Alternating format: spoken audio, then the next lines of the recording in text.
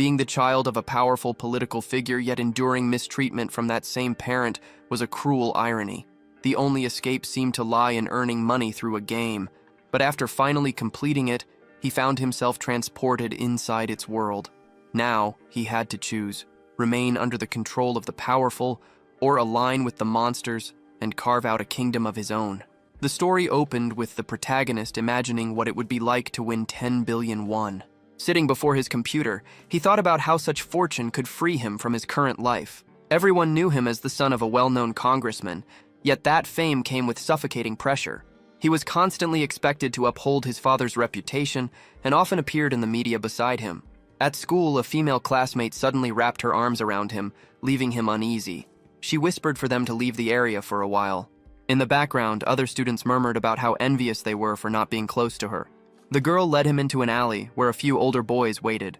Together, they cornered him, questioning why he hadn't lent her more money.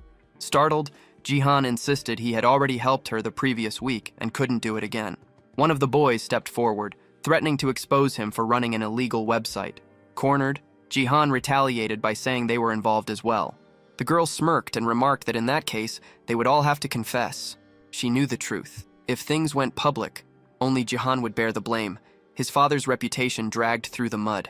With a cold confidence, she stepped closer, telling him she knew he would figure something out. Later, at home, he slams the door, but he didn't expect it to his father be already waiting. The man approached, his demeanor suggesting he already knew what had happened. His gaze was sharp, his tone commanding as he warned his son not to do anything that could damage his name. Fear tightened Jihan's chest, cold sweat forming on his forehead. When he stayed silent, his father demanded an answer. Trying to stay composed, Jihan forced a smile, claiming he would not disappoint him. His father's response was cutting. There was nothing his son could do that would disappoint him more. The man ordered him to keep following his instructions without question. Frustration overtook the boy as he fled to his room. He couldn't understand why his life had to be this way. Then, a small kitten appeared, brushing against his hand. Startled, he pulled away, but the kitten meowed softly from his desk. For the first time that day, Jihan felt a faint warmth in his chest. At least the little creature seemed to care about him. The kitten leapt into his lap, its tiny paws tickling his legs. Holding it gently, the boy muttered that Ruru was the only one still staying by his side. Just then, a faint sound caught his attention, a game notification flashing across his computer screen. He looked closer and saw that he had already cleared 99 rounds. Only one remained, yet no matter what he did, he could never push through the final stage. Every attempt ended the same, with a game over. Confused, he questioned why success remained out of reach after so many tries. On a live stream, another frustrated player ranted about failing at the same point. Watching silently, Jihan remembered how this game had been released a year ago, yet no one had ever surpassed the 100th wave. Even so, he refused to give up. This was his only shot at escaping the miserable life he was trapped in. His last chance was the heart card of Rizzledrake, but even that failed to carry him through. Nearby, a grocery bag lay open with a few items inside, including a pack of cat treats. Reaching for one, the kitten accidentally stepped on his phone. A red glow filled the screen. The disassembly option had been triggered. Jihan's eyes widened in shock as he realized what had just been taken apart, the heart of Rizzledrake itself. For a moment, he froze, trying to absorb what had happened. Losing that item meant starting all over again. Panic began to creep in, but before despair could take hold, another notification popped up. It mentioned something new, a fragment of the heart. That shouldn't have been possible. Dismantling an item never produced fragments. But if this was real, then maybe he could use it. Acting on instinct, he accepted the fragment and chose to merge it with the dragon's soul. A burst of crimson light erupted from the screen. In that instant, Jihan realized this was the missing piece, the true path to completing the game. The system restarted with the new item active. The next morning, he followed his routine and went to school, though he couldn't resist sneaking the game open behind a book. When he returned home, he continued playing, even walking through the streets with his eyes on the screen. It didn't take long for him to reach the 99th stage again. With the heart fragment in hand, victory was finally within reach. Focused and determined, he began the last level. A female knight appeared on screen, cutting down the oncoming monsters. He tapped the command, hoping this time it would work, and a bolt of lightning crashed down, annihilating every enemy in sight. For the first time, It looked like he would finally win, and he did. Triumph surged through him, and Jihan almost jumped from his chair in excitement. But the moment shattered when the door burst open. His father stood there holding a golf club. Startled, Jihan froze. The look on the man's face promised nothing good. The congressman spoke coldly, saying he'd received a call from classmates who had been blackmailing his son, threatening to expose his illegal activity unless they were paid off. Terrified, Jihan tried to defend himself, stumbling over his words as he apologized. But the deputy was already poised to strike, the golf club raised high. His eyes burned with malice, and the boy could only scream in fear. Tears streamed down Jihan's face as he trembled helplessly. Without hesitation, his father brought the club down, shattering the phone into pieces. The sound of destruction echoed like the end of a nightmare. When it was over, Jihan slowly pushed himself up, voice trembling as he asked about his cat, Ruru. The response he received was cold, that he wouldn't be needing the animal anymore. That single statement ignited something inside him. His anger surged, fists clenched as he glared at the man who called himself his father. The deputy sneered, demanding to know why the boy wore that expression. Sweat trickled down Jihan's face as he demanded to know where his cat was.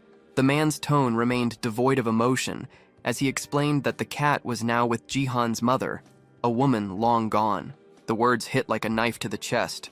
Shock left the boy speechless, his body stiff with disbelief. The deputy grabbed his head, forcing him to look up, and said he only needed to obey orders from now on.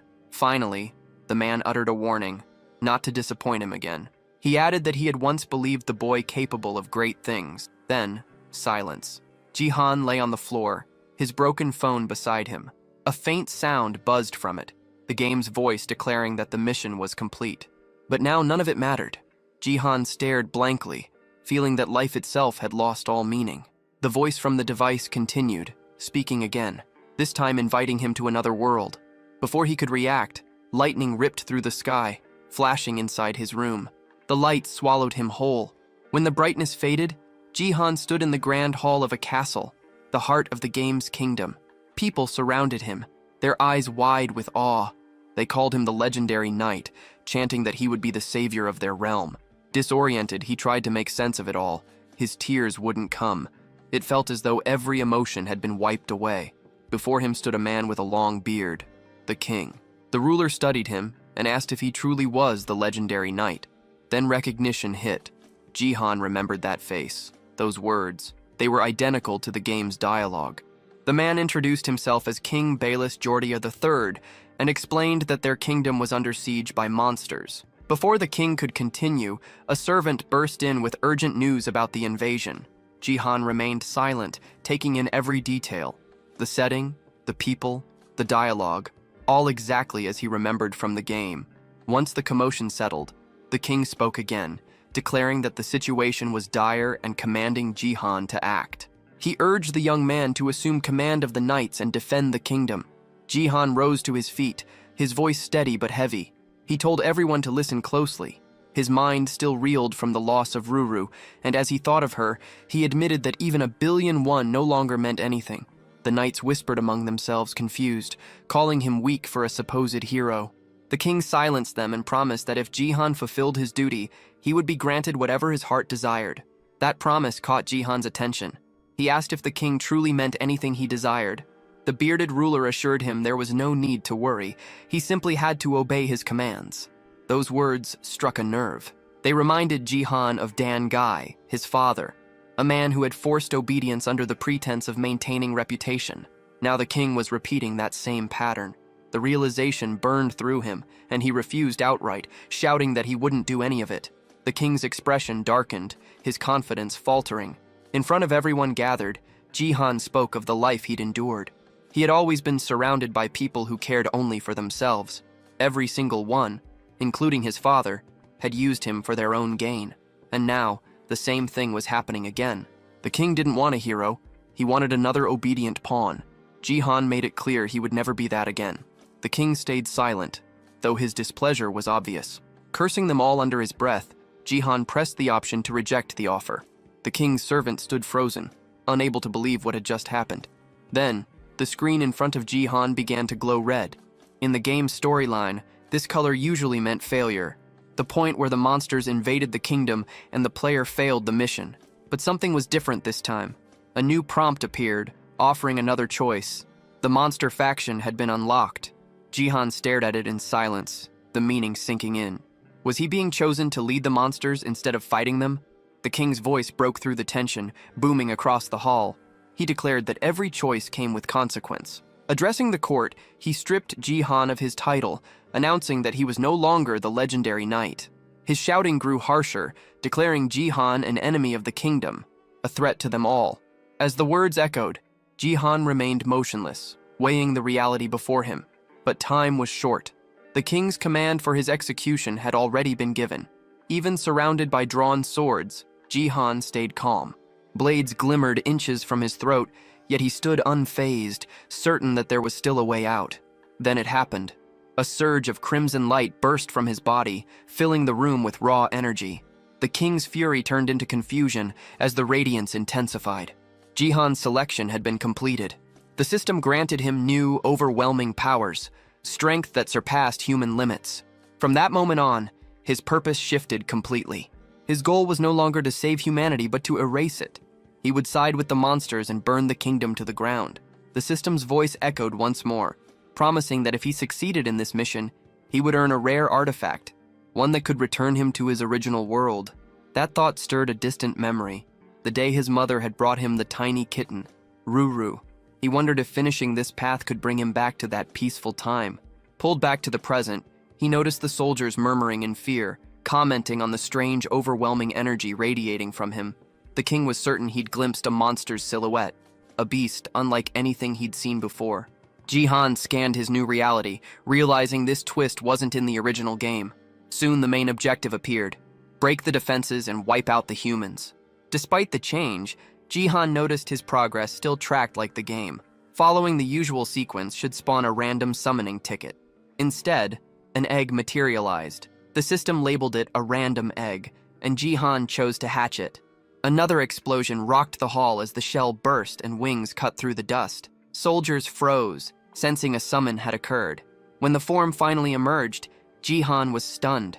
He had summoned Rizoldrak, but the creature that stepped out was only a baby dragon. Level 1, tiny and absurdly cute, even nudging his hand with its tongue.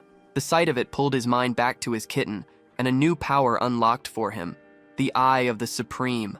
This ability revealed stats for monsters and items. Seeing the little dragon calmed the knights, and they took the moment as the signal to attack. Jihan, unsure if any of this was real, didn't care. He used the eye to read Rezoldrak's skills, and found it could unleash dragon breath. He ordered the small beast to use that power just as the soldiers moved in. For a heartbeat, he feared time had run out. What began as a tiny fireball swelled into a cataclysmic blast that wiped out everyone in its path. The blast tore through the palace wall, sending rubble raining down into the village. Standing before the ragged hole, Jihan felt a raw awe at the dragon's strength. The onlookers couldn't believe a single strike had done so much. They stared, trying to name what Jihan had summoned. Thrilled and grim, Jihan admitted it surpassed everything he had expected. If events continued, he'd eventually earn one of the knight's relics. He wasn't in any rush to go back to his ruined life. He would pour himself into this mission. Drawing the king's gaze, he fixed his stare on the man and declared his intent. He would bring about humanity's destruction, driven to claim the final prize. Amid the palace chaos, others nearby whispered, wondering what on earth had just happened. Nearby, a knight sprinted with everything he had, believing he could end the fight right there. Jihan commanded the dragon to fire again. The king's servant immediately shouted for the guards to protect their ruler, and the armored soldiers rushed to form a wall of steel in front of him. Jihan raised his hand, marking the target, while the small dragon began gathering power. His intention was clear: to wipe the king out completely. Meanwhile, the approaching knight closed the distance, while the others held their shield formation tight. Jihan waited patiently for his companion to finish charging its fire. Just as the energy was about to be released, the knight reached his king's side. Relief swept through the royal guards. There was no explosion, no devastation, only silence. The knight grinned, convinced the king was safe, but Jihan quickly realized something had gone wrong. The dragon's attack hadn't worked. Its breath hadn't built enough mana, and instead of a deadly blast, only a weak puff of fire came out, barely enough to scorch the ground, leaving behind a small cloud of smoke. Seeing this, Jihan decided the best move was to wait for the cooldown to end. But as night fell, a new threat stepped forward. He studied the man approaching, one of the elite knights, ranked S among the Zodiac Order, a towering, muscular warrior known as Ares. The remaining soldiers confirmed that the king was unharmed. That realization hit Jihan hard. The situation was turning against him. From afar, the king gave a cold command. Eliminate the enemy at once. Ares raised his staff, power radiating from it. Jihan braced himself beside his dragon, weighing his next move. He knew this knight's strength. It was nothing to take lightly. Without hesitation, Ares unleashed his skill, summoning a blazing wall of fire that roared toward Jihan. He understood instantly that escape was nearly impossible. The explosion ripped through the palace, tearing more sections apart. Even friendly knights were caught in the flames. But Jihan had managed to dive aside just in time.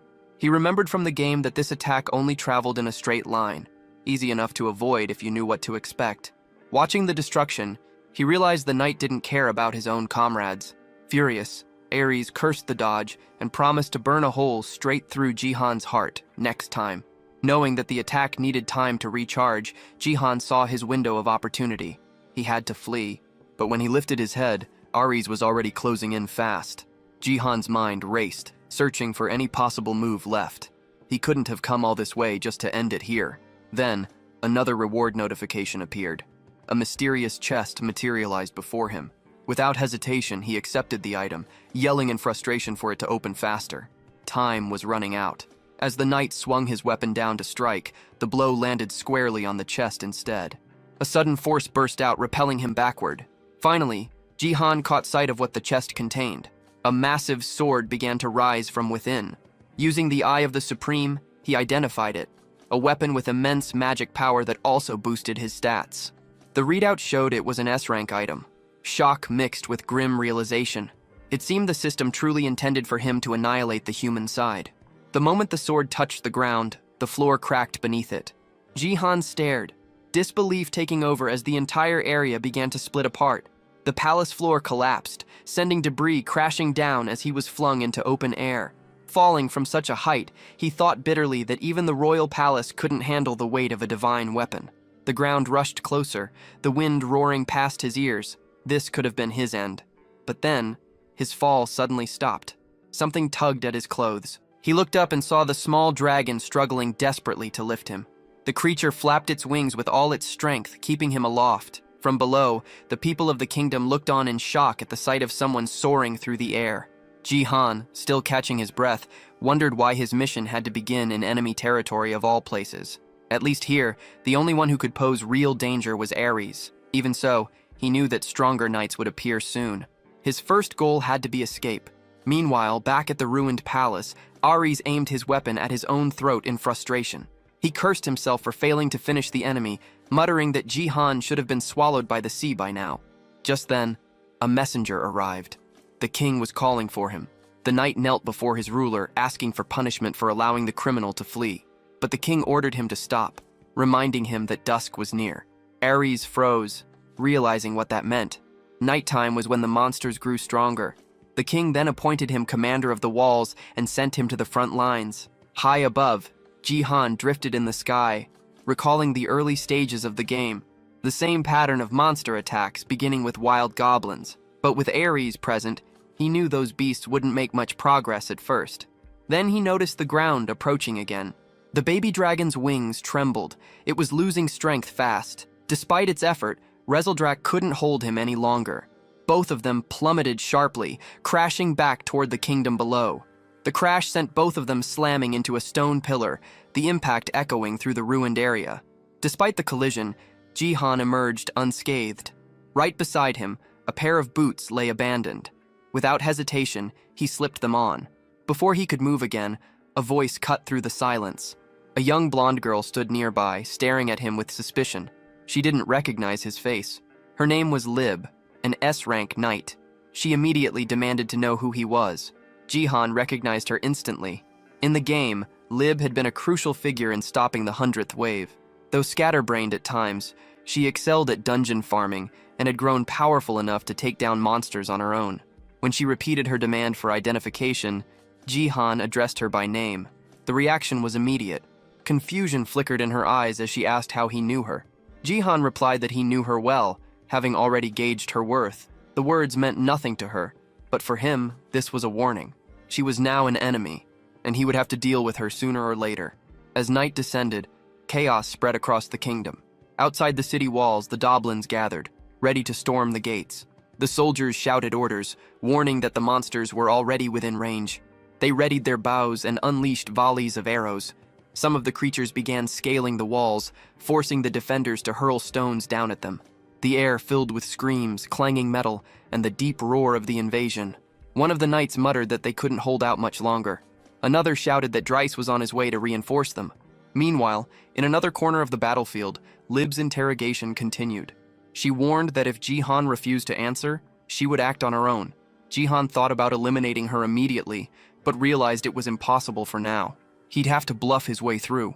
He claimed to be an ordinary citizen from District 1, simply trying to assist in the defense. Before Lib could question further, his small dragon appeared beside him. The knight's eyes widened at the sight of the creature, her body tensing. It was, after all, a monster. Sweat formed on Jihan's forehead. Rezeldrak wasn't supposed to show up yet. The girl's suspicious look made it clear she was on edge, and he struggled to think of an excuse. But before he could speak, Lib stepped forward, sword raised defensively. She declared that she would protect him from the beast. The baby dragon tilted its head, letting out a confused, almost innocent expression. Lib's gaze hardened, but the creature didn't react aggressively. Slowly, she realized the little monster wasn't hostile at all. Then, a thunderous explosion erupted nearby, shaking the ground. Lib's attention snapped toward the noise, and Jihan seized the moment. He motioned to his dragon and bolted from the area, vanishing into the chaos of the night. It wasn't the soldiers' fault that their weapons had slipped from control, but by the time Lib turned her gaze back toward where Jihan had been, both he and his creature were already gone. A soldier ran up to her, shouting about the gate. The look on his face made her heart tighten. Whatever was happening there was bad. Loud, pounding strikes echoed from that direction. Inside, the guards waited in tense silence, their fear written across their faces as the gate began to splinter under pressure. Lib arrived just in time, commanding the soldiers to prepare for close combat. Archers drew their bows, aiming at the horde of goblins swarming beyond the wall. Among them stood one far larger than the rest, a giant whose sheer strength was enough to break through at any moment. With a roar, the massive goblin swung its weapon, and the gate burst apart. Lib tightened her grip on her sword, calling her troops to charge. The soldiers braced themselves as the enormous creature led the invasion. But before the monsters could advance any further, flames burst across the battlefield. Riz appeared, his arrival catching even Lib off guard. Seeing the breach, he unleashed his fire skill without hesitation, engulfing the enemy ranks. The goblins screamed as the flames devoured them. Standing tall, Riz smirked at the devastation, remarking that the monsters still had a long way to go. High on a distant ridge, Jihan watched the clash unfold below. His goal now was no longer to protect humanity, but to see it burn. Beside him, his small dragon let out a curious sound, prompting him to rest his hand on its head. The creature's attention suddenly shifted upward. Rain had begun to fall. It looked eager to play in it, but Jihan held it back, not wanting it to cause trouble. Back in the kingdom, the humans celebrated a narrow victory. Lib felt uneasy, knowing she hadn't been the one to turn the tide this time. Far away, in the dark forest, Jihan noticed movement. Someone, or something, was approaching. He recalled that he had spawned far from the city walls, and realized he was now deep in monster territory. That made things complicated. He had no clear path forward. He had replayed the game hundreds of times before, and knew every tactic by heart. But this time was different. He'd have to rebuild from nothing. Then a thought struck him. Turning to his side, he spotted his small companion still nearby. Moments later, Rezeldrak darted off toward the opposite direction. Jihan followed his gaze and froze. On the forest floor, a colony of ants was working tirelessly, dragging pieces of food and dirt. One of them noticed the dragon's presence and froze in fear. Rezeldrak crouched low, watching them closely, fascinated. Pulling his companion aside, Jihan exhaled slowly and began thinking of his next move. Out of nowhere, a new mission prompt appeared before Jihan's eyes. The objective was clear. He had to create a faction of monsters. He paused, trying to figure out how to even start that. If he needed to recruit monsters like goblins, now would be the perfect moment, but there weren't any nearby. He wondered how he would even communicate with them if he found some. That was when something unusual moved in his peripheral vision. By the time he turned, it was already upon him. A sudden strike came fast. Someone was trying to kill him. The blade glinted inches from his neck, and a figure stood right in front of him. His eyes widened in confusion. Claws grazed his skin. When he focused on his attacker, recognition struck. The figure was a young girl, a beastkin, a hybrid between human and animal. Jihan instinctively labeled her as a rabbit, but her reaction showed she didn't appreciate that. She snapped back, insisting she resembled a fox instead, and even tried to justify it. Their argument lingered in the air, her irritation obvious. Remaining calm, Jihan studied her more closely and finally realized she truly did resemble an Arctic fox. The girl leaned closer, sniffing the air. Then she began circling him, her nose brushing against his clothes as she took in his scent. Her tone shifted. She admitted that while he looked human, his scent was undeniably that of a monster. That revelation startled Jihan. Moments later, 2 new notifications appeared. The first granted him the ability to communicate with other beings. The second gave him natural charisma, increasing how positively others perceived him. With that, Jihan understood why he was able to converse with her so easily. Still, the girl didn't seem entirely at ease. Her questions came rapid and suspicious. Who was he really? Jihan felt uneasy, wondering if the attraction skill wasn't working as intended. Then a sudden movement interrupted everything. A rope shot across his face, snapping past him and catching someone nearby. The sound of impact was followed by a cry of pain. 3 men emerged from the shadows, cheering as they realized they'd captured their target. Jihan froze, realizing how far things had spiraled. Judging from their words, he understood that he had been outside the human kingdom for almost a year. The fox girl, snarling, turned toward him with fury. She accused him of being human and of luring her into a trap. Her anger burned through every word as she shouted that she wouldn't fall for it. Wincing in pain, she demanded to know why they never stopped hunting her. Jihan quickly understood. There had been a misunderstanding from the start. The humans began pulling the rope again, and the girl's body lifted off the ground. The arrow lodged in her leg twisted as she was yanked upward. The largest man in the group braced himself, pulling hard on the line, but the girl seized the chance to retaliate, preparing to strike back with all her strength. Jihan stayed back and watched, waiting to see how things would unfold. The fox girl took a hard punch to the face, but the human attacker hadn't counted on a reply. She slammed her other leg into him, the kick landing with enough force to send the big man sprawling. His 2 companions fumed at the sight. Jihan thought the girl was small, but fierce. One of the men stormed over, cursing her for defending herself, and then stamped a boot down on her head to shut her up. Jihan's body remained still as the abuse continued. The fox girl writhed under their blows, and anger began to rise in him. Another hunter moved closer and asked if everything was fine, assuming Jihan was human and warning him about the danger in the area. He questioned why Jihan was alone. The fox kept chattering, but the man didn't understand her tongue. Ready to strike something nearby in punishment, he lifted his hand, but the group leader ordered him to stop, arguing she might die if hit. The short man muttered an apology for losing control, which eased Jihan. He'd feared she might be killed. The leader's mood turned sharp. He accused Jihan of speaking with the girl earlier, then shoved a knife into Jihan's stomach to prove a point. Blood slicked the blade as it clattered to the ground. Jihan clutched his wound and tried to make sense of the threat. The fox watched him close and slowly realized he wasn't an enemy. Heat flared through Jihan's body. The stab had been meant to kill, but vital points had been missed on purpose. Spitting out blood, he felt the poison taking hold. The leader coldly declared Jihan would be dead within 12 hours, unless he translated what the monsters said, brandishing an antidote as leverage. They held the fox captive, forcing Jihan to act as interpreter to learn where her clan lived. Jihan had never even known a fox people village existed. Confusion roiled through him, while the hunters explained that such a settlement did lie hidden nearby. The fox girl suddenly lunged, bared her fangs, and moved as if to bite her own tongue to end it all. A desperate act to avoid betrayal. The man yanked her back and stopped her. Watching that, Jihan understood how fiercely tied she must be to whatever family or pack she protected. The young girl's mouth was forced shut as the men mocked her, calling her a wild beast. The leader repeated that if she revealed her tribe's location, both she and Jihan might live. The word struck Jihan like a memory. He recalled that same cold, calculating stare from his old schoolmate, the one who used to blackmail him. Back then, he had lived under constant fear, always following orders, always being used.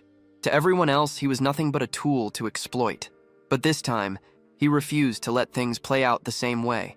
Despite the pain searing through his wound, he forced himself to move closer to the fox girl.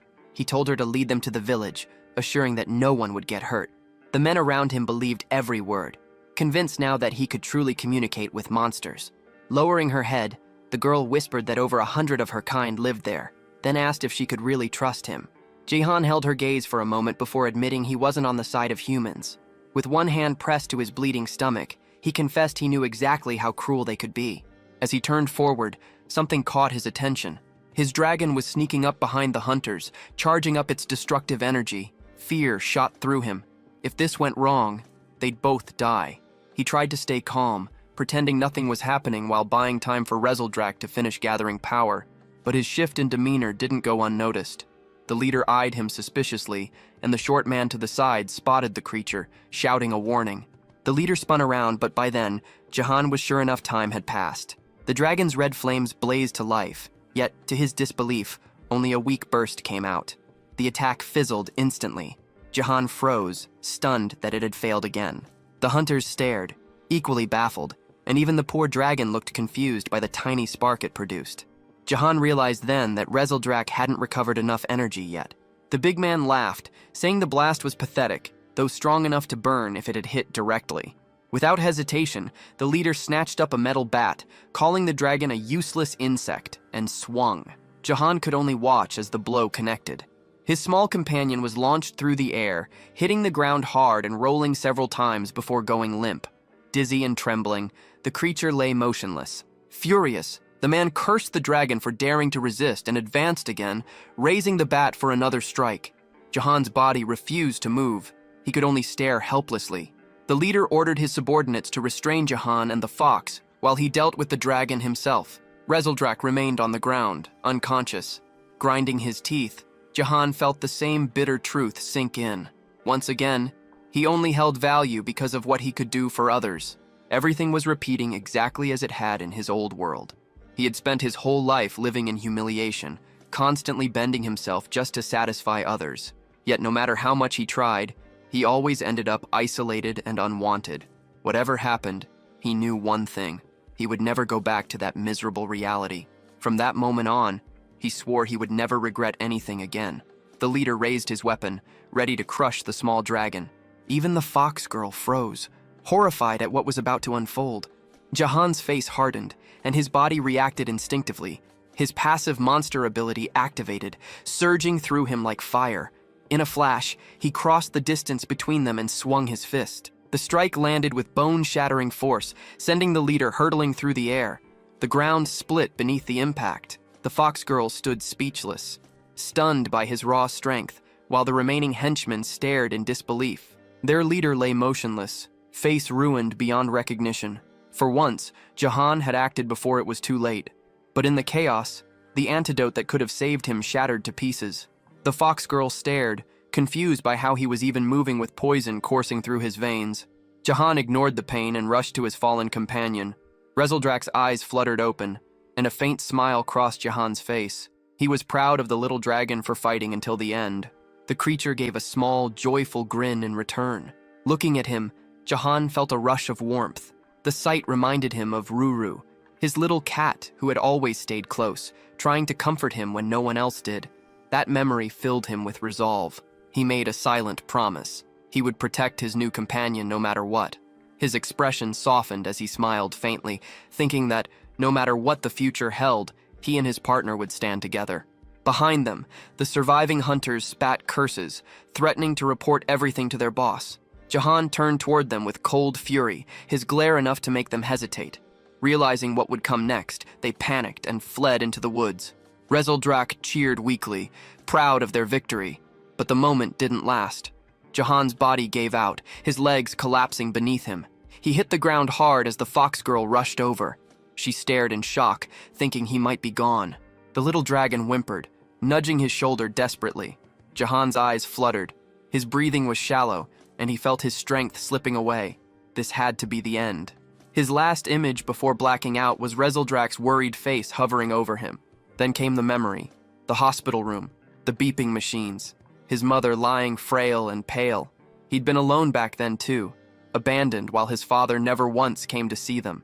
The memory burned through him with the same ache as before. Slowly, consciousness crept back. When he opened his eyes, he realized he was being carried. The fox girl held him firmly as they made their way through a dark, winding cave. Soon, light appeared ahead. They emerged into a quiet village filled with beastkin, most of them resembling rabbits. The residents froze upon seeing him, whispering among themselves. Despite his human appearance, they could all sense it. His scent was that of a monster. They lingered near the window, whispering to each other, wondering when he would wake. But Jahan was already conscious. He simply didn't want that much attention. The fox girl soon stepped forward, asking the others to give him some room. From where he lay, Jahan immediately recognized her voice. When she entered, she asked if he was awake and explained that his presence had drawn interest. It was the first time anyone had seen a human in their village, and besides, he didn't even smell like one. Looking down at his hands, Jahan noticed something. The mark left by the poison was gone. The fox girl told him they had kept him in the village to recover.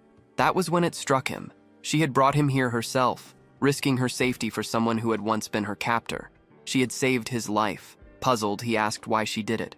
She replied that, despite how he looked, she could tell he wasn't truly one of them. Unsatisfied, he pressed her for another reason. Her eyes softened as she recalled a moment, how his concern for his dragon had moved her. Jahan wondered if that compassion was only the side effect of his friendly monster ability, but the girl grew irritated, snapping that he was still complaining even after being rescued. Nearby, Rezeldrak stirred from his nap. When the dragon opened his eyes and saw Jahan awake, his tail began to flick excitedly. Yet he noticed immediately that Jahan and the fox were already bickering. The girl folded her arms, saying that now they were even. He had saved her once too. Before Jahan could respond, a cheerful sound filled the air. Rezeldrak bounded toward him and jumped into his arms, nuzzling his chest while the fox watched silently. She broke the moment, saying they should at least know each other's names. But before she could speak, another villager appeared, announcing that the chief wanted to see them. They set off together, and as they walked, Jahan couldn't help but marvel at what he saw. The hidden settlement, tucked beyond the mountains, had been built by rabbit-type monsters. Over time, it had become a refuge for all hybrid species who had lost their homes. The residents worked together in peace, caring for one another with quiet devotion. Their path was soon blocked by a towering bull-type beast who demanded to know if the fox, Rhea, had gone to the human forest. She apologized quickly and continued on, but the bull's suspicious gaze lingered. Jahan called her by name, remarking that everyone here seemed to care about her deeply. Rhea lowered her eyes, her tone darkening when he asked if something was wrong. Then, suddenly, her mood flipped. She frowned, tilting her head, and asked why everyone called him Hey. Stepping closer, she demanded to know if that was really his name. Caught off guard by her confusion, Jahan finally introduced himself properly. The name sounded strange, out of place in this world. Without hesitation, the fox girl gave her full name, Rylindrian Pernidae Celiard, before turning away, leaving Jahan standing there, completely bewildered. One of the small rabbit villagers asked if Rhea was feeling any better, and she replied that she was. Jahan noticed her mood had lifted. It seemed all she'd really wanted was to share her name. As he looked around, his thoughts drifted back to his main goal, building a faction of monsters. Lost in thought, he barely noticed when Rhea called for him to keep moving. Even now, she still called him, Hey, and that small detail bothered him. Still, he jogged forward to catch up. When they reached the village chief, the old rabbit suddenly announced that Jahan would now take charge of the settlement. Both Jahan and Rhea froze in disbelief. Jahan quickly said he had no idea how to lead a village, but the old rabbit simply waved him off, saying he was too old to continue. Rhea demanded to know if the elder was really making such a decision just because of a dream. The old rabbit nodded, insisting that he wouldn't change his mind. Jahan stood there confused, trying to make sense of the situation. The elder explained that every dream he'd had always come true, and in this one, the person destined to save the village was Jahan. That word, savior, echoed in Jahan's mind. It reminded him of his current mission, establishing a monster faction. The title unsettled him. Being seen as a savior could only complicate things. He remembered that cursed man who had once tried to use him as a translator in exchange for his life. The thought sparked a sudden worry. He turned to Rhea and asked if anyone might have followed them on the way back.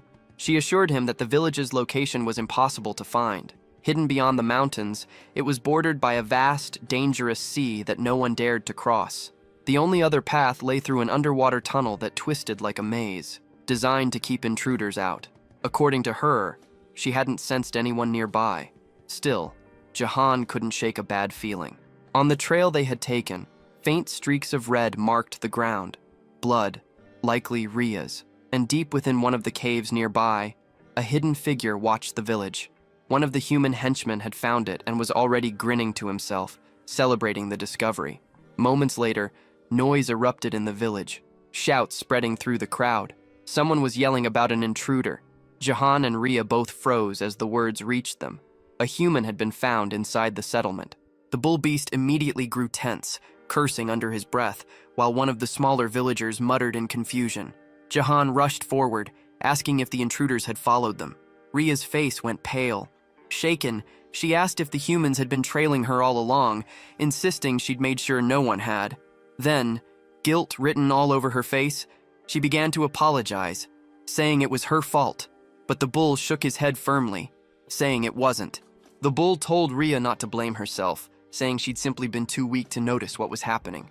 Her friends echoed his words, trying to comfort her, insisting it wasn't her fault.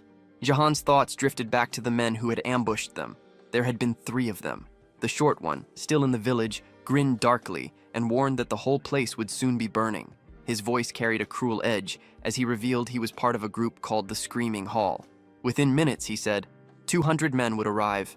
Jahan's brow furrowed. The name meant nothing to him at first. What was this Screaming Hall?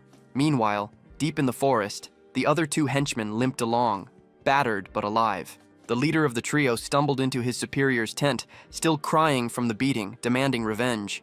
The man sitting before him didn't respond right away. He listened in silence as they explained what had happened. Then, one of them shouted that they had found the Fox village and could lead the way.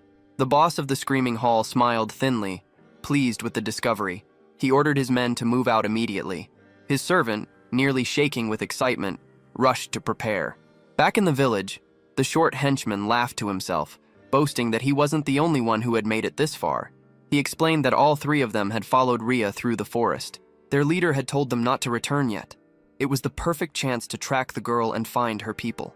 His laughter turned cruel as he claimed that soon everyone there would die. The young fox looked confused, unable to understand his words, though she sensed the malice behind them. She turned to Jahan, calling his name in alarm. His expression darkened as he explained that their location had been exposed and reinforcements were on the way. Ria froze, horror settling over her. Jahan's mind began to race as he tried to piece everything together. The name Screaming Hall stirred something familiar, a memory from the game Night Defense. In that game, players earned experience by fending off endless monster waves, but leveling alone wasn't enough to survive. There was another mechanic, the Adventurer's System, where players could send knights on missions through 100 stages, from the ruins of the wild goblins to the demon fortress. Jahan remembered the final part clearly, a stage involving the hideout of a gang called Screaming All, hidden behind a rocky hill. The story attached to that stage matched exactly what he was hearing now. Yet his anxiety grew. None of this terrain matched any stage he remembered. According to the game's map, this entire region was supposed to be destroyed. The short man broke the silence again, offering a deal. If someone released him, he promised that his boss would spare their lives. Jahan knew only he could understand the man's words, but he didn't need to translate. The hybrids could feel what those words meant. Ria lowered her head, guilt weighing heavy on her shoulders. She whispered that this was all her fault. The captured man kept shouting, demanding to be freed. Jihan's expression hardened. He wasn't about to let the village be destroyed. While the short, obnoxious prisoner continued to rant, Jihan stepped closer. The man sneered and told him to translate his words for everyone else, but Jihan wasn't in the mood. His fist tightened, and with one swift motion, he drove it straight into the man's face. The blow sent the henchman flying, his scream echoing through the clearing. The bull hybrid stood frozen, astonished by Jihan's strength. Even the small rabbit villagers stared wide-eyed, stunned. Ria, too, couldn't believe what she had just witnessed. The man lay motionless on the ground, barely conscious, while Jihan stood firm, ready to fight if it came to that. Ria's heart pounded as she heard him say he would do anything to protect them. But the bull stepped forward, explaining grimly that fighting was impossible. The village was filled with the weak, mostly women, children, and the elderly. Just then, the old chief appeared and called everyone together. As the villagers gathered, he raised his voice and made a declaration that left everyone speechless. Jihan would be the new chief of the village. Far away, the mercenary gang advanced through the forest. Their leader's eyes gleamed as they reached the rocky hill. The reports had been true. The Fox village was hidden right behind it. Grinning, he announced that this place would soon serve as their new base. With that, he ordered his men forward. Back in the village, the bull explained their situation. The enemy force was about 200 strong. Their own group was tiny. Only a few bull warriors, 2 young deer, 5 sheep hybrids, and 1 fox girl. Including the rabbits, their total barely reached 112. He asked Jihan if they stood any chance. Jihan replied bluntly that the enemy's strength was nearly double theirs. But then a thought struck him. Numbers weren't everything. He remembered how Rhea had fought those men on her own, and realized that if she could handle 3 by herself, others might not be as helpless as they seemed. Even if the villagers lacked combat experience, hybrids were known to grow stronger when transforming into their animal forms. If everyone had even a fraction of Rhea's strength, there was hope. He turned to the bull and asked how powerful she truly was. The hybrid scratched his chin, watching the fox play with the small dragon nearby, then admitted she was easily the strongest in the village. The statement left Jihan silent. The bull added that even if every villager united against her, Rhea would still emerge victorious. That truth sank heavy in Jihan's mind. Knowing this, he realized he had to act fast. His head dropped slightly as he weighed the consequences. Compared to her, the rest of the villagers were practically defenseless. As they discussed their next move, the young fox mentioned that there was still time before the humans arrived. Jihan frowned, not understanding how she could be so sure. She pointed to the short prisoner, explaining that she had asked him directly. Jihan recalled that one of the henchmen had said their boss was searching for something he had lost. He turned to Rhea, asking if she had any idea what that might be. The girl shook her head and said their village was nothing more than a small refuge for displaced creatures. Hearing that, Jihan guessed the enemy might be using that as a convenient excuse for invasion. Before he could think further, the bull hybrid Tor called out that everyone had gathered. It was time for Jihan to present a plan. He knew that to stand a chance against superior numbers, individual stats would have to compensate for their lack of manpower. The strongest fighter among them was the fox girl. He'd confirmed that much. If she could handle 3 opponents at once, their odds might improve, but even then, he wasn't certain. He began to wonder if raw power depended on species, and thought how useful it would be if he could see everyone's stats. Then it hit him, the Demon Eye ability. Maybe it could analyze what he needed. In the game, he had triggered it by opening the status screen, so he attempted the same, but nothing happened. He frowned, frustration tightening his chest. Nothing appeared, and the silence around him only made it worse. A moment later, however, a faint red glow flickered before his eyes, an inventory window. It was empty. Still, one detail stood out. Its title wasn't the same as when he had played on the kingdom's side. That difference reminded him of something bitter. Back in the kingdom, he had obtained that incredibly powerful sword, the one strong enough to destroy the entire palace. Now he felt a stab of regret for having left it behind. Since the inventory window had appeared, he couldn't understand why the status screen refused to open. He went through his abilities in his mind. 4 passives. The Demon Eye that revealed information, the power to communicate with both humans and monsters, the charisma that attracted others to him, and finally, his monstrous physical strength that surpassed human limits. Annoyed, he muttered that he needed to make a decision soon. The fox tried to steady herself, saying she would follow his lead, her voice tinged with guilt. She blamed herself for the crisis and insisted she had to protect the village. Jihan could tell the weight of that guilt was crushing her, and time was slipping away fast. Then suddenly his right eye burned with light. A crimson gleam flooded his vision. When he looked at the fox, lines of information flickered faintly across her face. Focusing, he realized he could lock onto a target. The realization hit him immediately. The ability worked through intent. It activated whenever he looked at someone and consciously decided what he wanted to examine. The red glow sharpened in Jihan's eye, and a set of numbers and letters appeared before him. He saw his own classification. Rank B. A small surge of excitement hit him. That ranking matched an average knight's level in the game. Shifting his focus, he turned his attention toward Rhea. Her stats appeared clearly, and one thing stood out. Her attack power far exceeded the rest. While she continued speaking beside him, Jihan wasn't paying attention. His mind was locked on the glowing skill window. A small heart icon caught his eye, and he wondered what it represented. Instinctively, he reached out to touch it. Only when Rhea flinched did he realize what he'd done. His finger had poked her nose. Trying to brush it off, he muttered that it hadn't been intentional. But the fox girl's face flushed with anger, and in the next second she lunged at him, claws out. After the brief scuffle, Jihan called for Tor, asking him to gather everyone in the village. A thin scratch now marked his cheek, but he assured them it was nothing serious. Soon, the villagers assembled just as he requested. He needed them all in one place to analyze their stats. The process was long and exhausting, each scan draining his focus. When it was finally over, he exhaled in relief. The results confirmed what he had suspected. He could now tell who was strong and who wasn't. Even as a hatchling, Rezeldrak was still the most powerful among them. His attacks carried immense destructive force, though they drained all his mana in one burst. With that limitation, Jihan knew the dragon wouldn't be able to fight this time. That left only Rhea, a rank B, and Tor, who was rank C. The rest of the villagers fell into lower tiers, the weakest of all. Even without seeing the enemy levels, Jihan could guess the approaching mercenaries averaged around rank C. The realization tightened his chest. They were outmatched in every way, fewer in number, lacking proper skills and equipment. Under these conditions, defending the village would be impossible, but this wasn't a game anymore. The rules were different here. He looked around the settlement and began thinking. If he couldn't rely on stats, he could rely on the environment, create variables that wouldn't exist in a game. His mind raced with possibilities. Calling Rhea and Tor over, he told them they needed to plan a new strategy. Meanwhile, far beyond the mountain, the gang pressed forward. Their leader walked at the front, flanked by 2 rabbit scouts moving ahead to check the path. The young male rabbit turned to his sister, whispering that they should return to warn the others. Before they could move, a sharp sound cut the air. The boy dropped instantly, struck in the head. The girl froze, horrified, staring at her brother's body lying motionless on the ground. The one who had struck him was the screaming hall leader himself. A cruel grin spread across the man's face as he stepped past the corpse, leaving the girl trembling.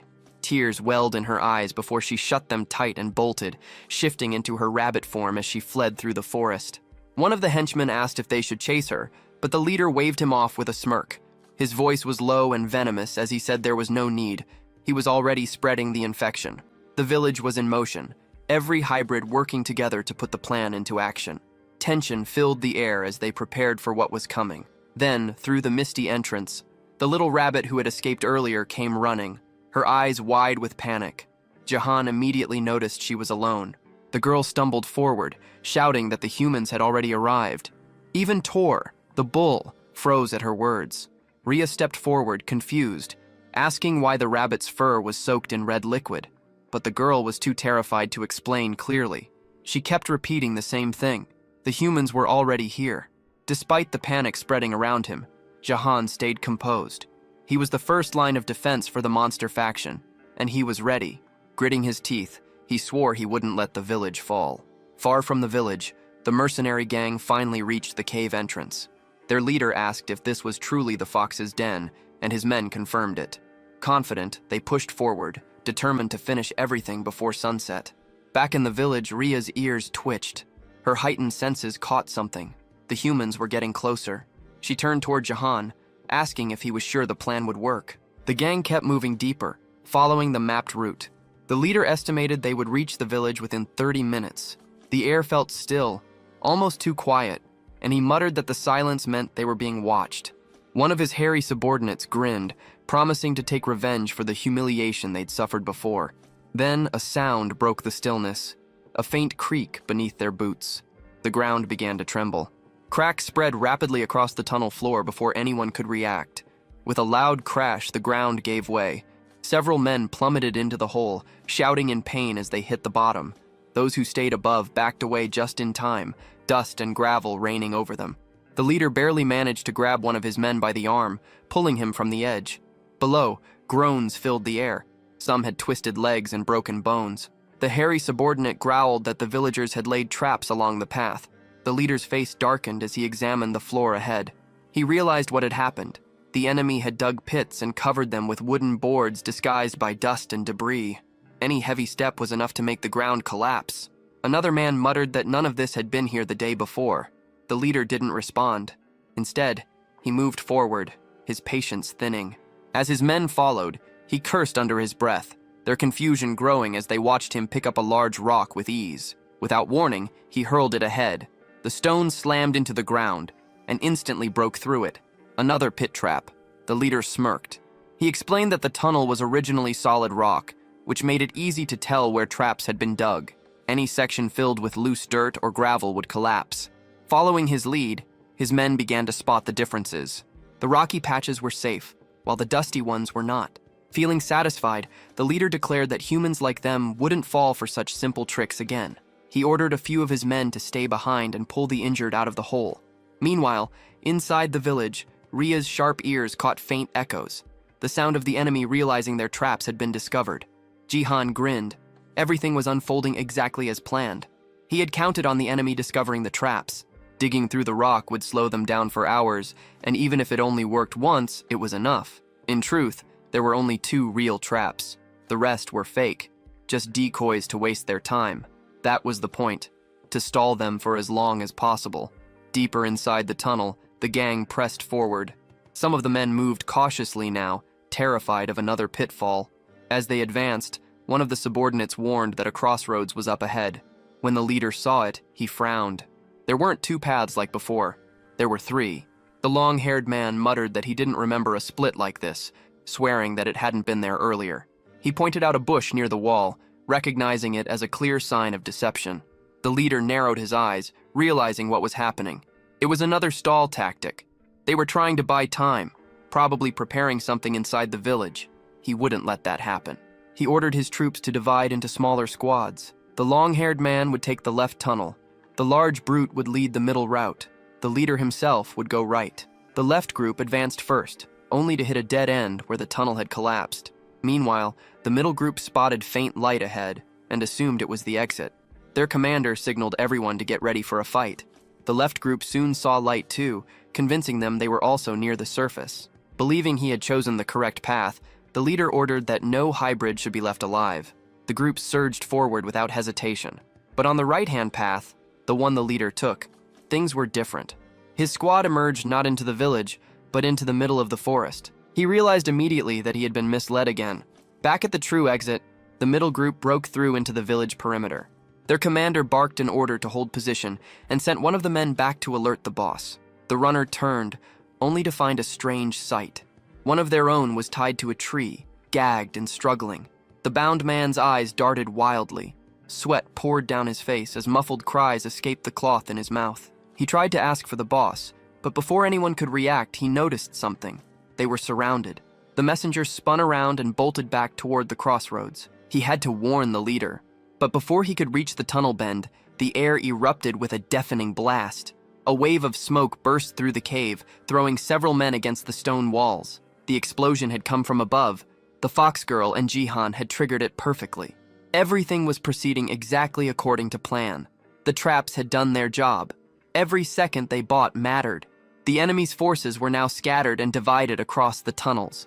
After hearing what happened to the earlier group, the short man grew uneasy, his confidence fading fast. Suddenly, the large brute turned his head, catching movement from the shadows. All around them, the villagers were waiting, hidden and ready to strike. Jihan stepped out beside Ria, emerging from the darkness. Taking charge, he signaled the villagers to move. From a high ledge overlooking the battlefield, he watched with satisfaction as the plan unfolded perfectly. The opposing commander barked orders for his own men to counterattack. Both sides now stood face to face, the air tense, seconds away from erupting into chaos. The mercenary leader hefted his massive hammer, preparing to crush anyone who got in his way. Jihan raised his voice, giving a single command. It was time for the hybrids to transform. In an instant, smoke burst across the area, swallowing everything. The human soldiers staggered, confused, wondering if the villagers had vanished. But it was all part of the plan. Jihan had learned earlier that when the beast folk transformed, their bodies released a dense mist. He'd turned that natural trait into a battle tactic. Hidden in the haze, no one could tell where the next strike would come from. From within the cloud, Tor the bull emerged first, gripping a massive stone above his head. He charged forward with brute force. Further out, human soldiers called out in panic, unsure what was happening. The smaller rabbit fighters seized the moment. They targeted the isolated ones, launching surprise attacks while others dug beneath the ground, grabbing ankles and throwing enemies off balance. Distracted soldiers were suddenly hit from above, swift kicks to the face and chest from unseen directions. One young mercenary screamed and bolted, overwhelmed by the chaos. Elsewhere, 3 men tried to subdue a sheep hybrid, only to find their blows passing through empty air. Their target moved too fast, slipping between strikes like smoke. In another section, shouts erupted as several humans clutched their heads, scalded by streams of hot liquid. Above them hovered little Rizoldrak, spitting bursts of fiery breath with the last of his strength. So far, Jihan and Rhea hadn't needed to join the fray. The battle was flowing exactly as planned. Still, he stayed alert, watching every shift in the fight. Nearby, the short man regrouped with 2 of his allies, weapons drawn. They aimed at the rabbits tunneling through the soil, hoping to catch them off guard. Seeing the danger, Jihan called for Rhea. The fox girl darted forward, a blur of motion. Even Jihan, who had seen her fight before, was stunned by her speed. She reached the group in mere seconds, but the short man behind them was already readying his crossbow. He fired. The arrow cut through the air, heading straight for Rhea. She saw it a heartbeat before impact, and to everyone's disbelief, twisted her body just enough to dodge it. Rhea shifted her stance, her body flowing with sharp precision as she readied her next move. Without hesitation, she launched forward, her legs slicing through the air and connecting hard with a man's face. He smirked, thinking he'd managed to block her blow, but her speed was beyond what he could follow. Before he could recover, she swept low, spinning from the ground and striking again. This time, her kick landed clean, sending him crashing backward.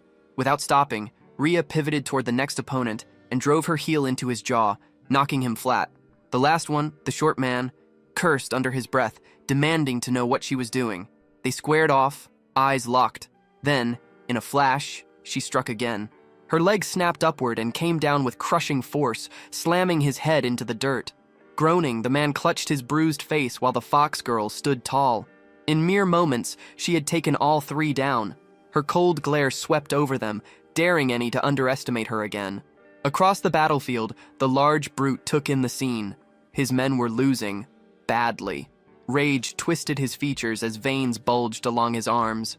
With a guttural growl, he triggered his ability.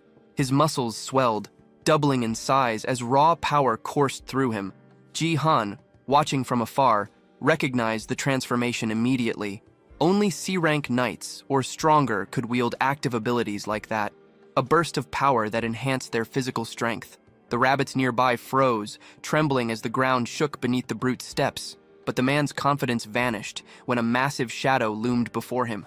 A colossal hand gripped a fallen tree trunk, ripping it from the ground with ease. Standing there was Tor, the bull hybrid, towering at nearly twice the man's size. The brute's face went pale, words failing him. From his vantage point, Jihan observed the encounter with wide eyes. He hadn't expected Tor to be that powerful. His plan was unfolding better than imagined.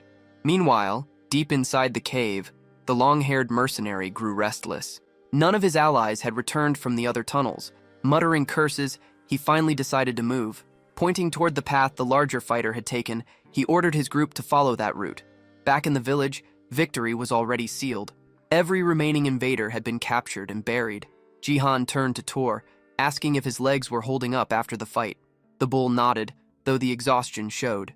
Even though the villagers outnumbered their enemies, many were injured. But Jihan refused to slow down now. He could sense more soldiers approaching from the cave's exit. He called to Tor again, ordering him to prepare the next line of defense. The bull grunted and began distributing weapons to everyone. He turns away and brings Tar, one of his strongest allies, over to speak with him. Jihan then reveals a heap of weapons and has them handed out to every soldier. The fighters step forward and take their new gear without delay. At this stage, every ally is armed and ready to fight. Once he confirms that preparations are complete, Jihan triggers his special skill, known as the Eye of the Ruler. Through this power, he clearly sees that the attack strength of the group has nearly doubled. The white-haired boy feels genuine satisfaction and surprise at how effective it is. At the same time, a team of humans advances toward the village camp. Their leader feels unsure, certain that the hideout was meant to be there. Still, something feels wrong, since the entire area is silent. Moments later, he faces a disturbing sight as several people are found buried in the ground. Shock freezes him, his mind unable to grasp what took place. Behind him, his companions panic when they notice the scene. The leader soon realizes that every buried person is still alive. He tries to call out to the hostages and intends to free them, only to notice that the ground is riddled with holes. Before he can move closer, 2 rabbits leap at him swinging clubs. Right then, a piercing scream echoes across the canyon. Elsewhere, another squad of warriors rushes ahead. Their leader grows irritated, aware that without a map they have no sense of direction. One of the men points out a passage, claiming it is the correct route. He also notes that beyond it lies a fork in the road. The leader quickly senses danger and signals for everyone to keep their distance. One of the men reacts too late as the ground begins to crumble. As the floor trembles, a warrior loses footing and falls. Yet the mechanism fails to activate fully, leaving the entire group baffled. Confusion spreads as one man questions why the trap did not work. Without hesitation, the leader tightens his grip on his spear and takes action. Using force, he strikes the ground to test it. To his surprise, the surface is solid stone, raising doubts in his mind. With a bitter laugh, he realizes that only the cave entrance was rigged. The realization angers him, knowing he had been led around on purpose. A cruel grin forms as he swears to destroy every enemy he finds. Moments later, one of his men rushes in, exhausted and barely able to speak. The report comes that the passage through the central tunnel has finally been located. The leader's expression hardens as he absorbs the information.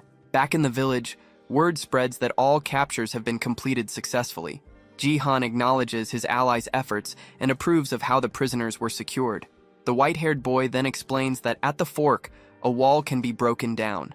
By doing this, a hidden route was opened that connected back to the entrance. This strategy ensured the group gained enough time to fully prepare for the coming battle.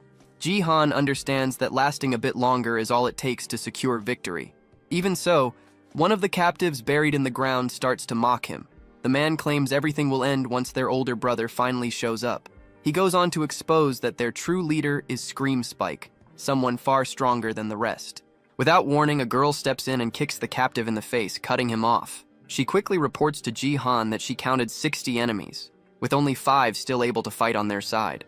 Jihan works it out in his head, judging that the remaining bandits, including their leader, number around 60. He knows his group is at a clear disadvantage, having already fought twice and grown tired. Still, those battles gave them real experience. Because of that, everyone is tougher and mentally ready for what comes next. The white-haired boy shows confidence, aware that they have grown stronger. His only issue is that the new sword feels heavier than expected. Just then, heavy footsteps echo closer. Rhea senses the presence first, and alerts everyone that the enemy has arrived. The buried captive grows excited and calls out for his older brother. The bandit chief scans his own men and treats them as useless. His attention then shifts to Jihan, suspecting the entire situation was a setup. Jihan throws the idea back, treating it as nothing more than solid planning. The bandit leader smiles, noting how bold the boy has become. He makes it clear that while the earlier wins were pleasant, a third victory will not happen. Jihan shows no concern and moves to put forward terms. The bandit leader immediately rejects the idea, insisting this is not negotiation, but coercion. Jihan raises his blade toward the man's brother and signals for all weapons to be dropped. He makes it clear that refusal will end in his brother's death. The bandit leader does not reply, his face stiff and unreadable. The captured man cries out in fear as Jihan recognizes how cruel the move is. Still, he knows this is not a moment for honor and questions whether the enemy will comply. Against all expectations, the bandit chief releases his spear, letting it hit the ground. Instead of surrendering, he begins chanting, activating a strange power. Jihan is caught off guard, having never expected this response. A purple glow spreads over the bandits, and the skill name Scream Spike becomes clear. Jihan quickly understands that it is a wide-range buff that raises the strength of allies. Even without numbers, his companions immediately feel the surge in enemy power. The shift is extreme, and Jihan realizes just how much their combat ability has jumped. The bandit leader roars for a full assault. The clash begins at once, and the empowered bandits start to control the field. During the chaos, one of Jihan's allies is forced to fight someone far bigger. The enemy strikes hard and wounds one of the small rabbits during the exchange. Watching this, another rabbit snaps and smashes the attacker with a club. Though hurt, the enemy grips his arm, glaring at the 2 rabbits standing before him. Another bandit, eyes glowing, mocks them, questioning if they are ready to give up.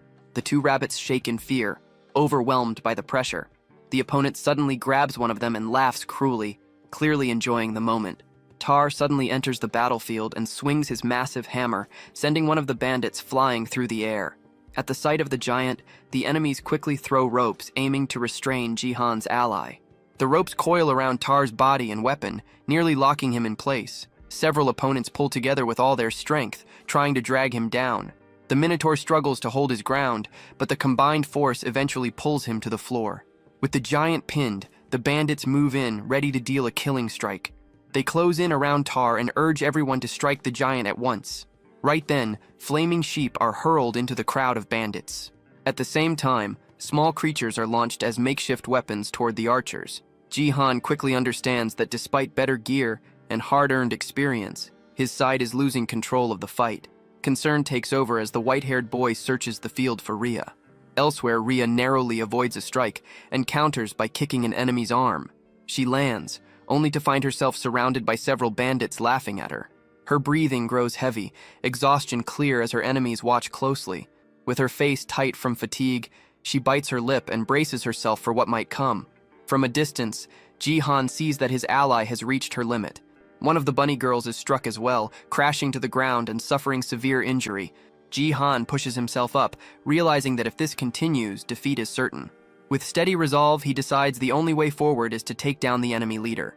Locked onto that goal, he spots the bandit boss shouting commands across the field.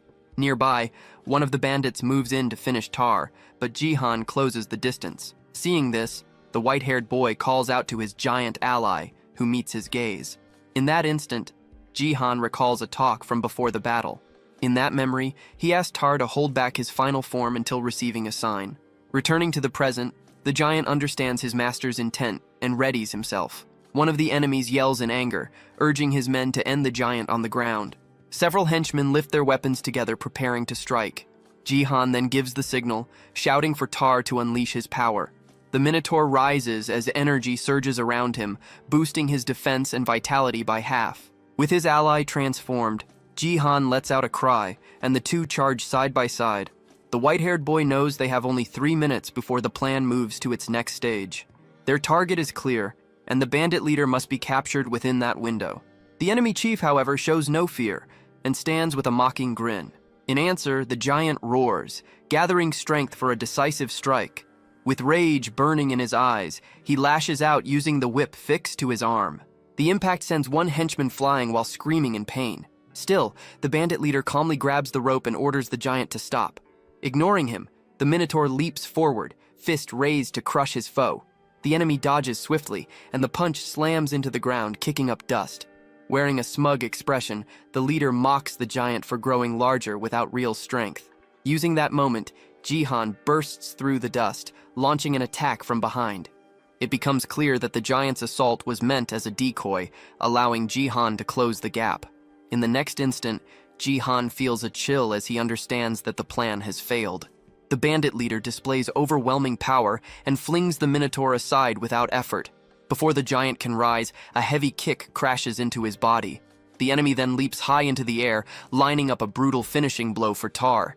Exhausted and hurt, Jihan can only watch, unable to save his ally. The villain slams down with immense force, smashing the ground and carving out a massive crater.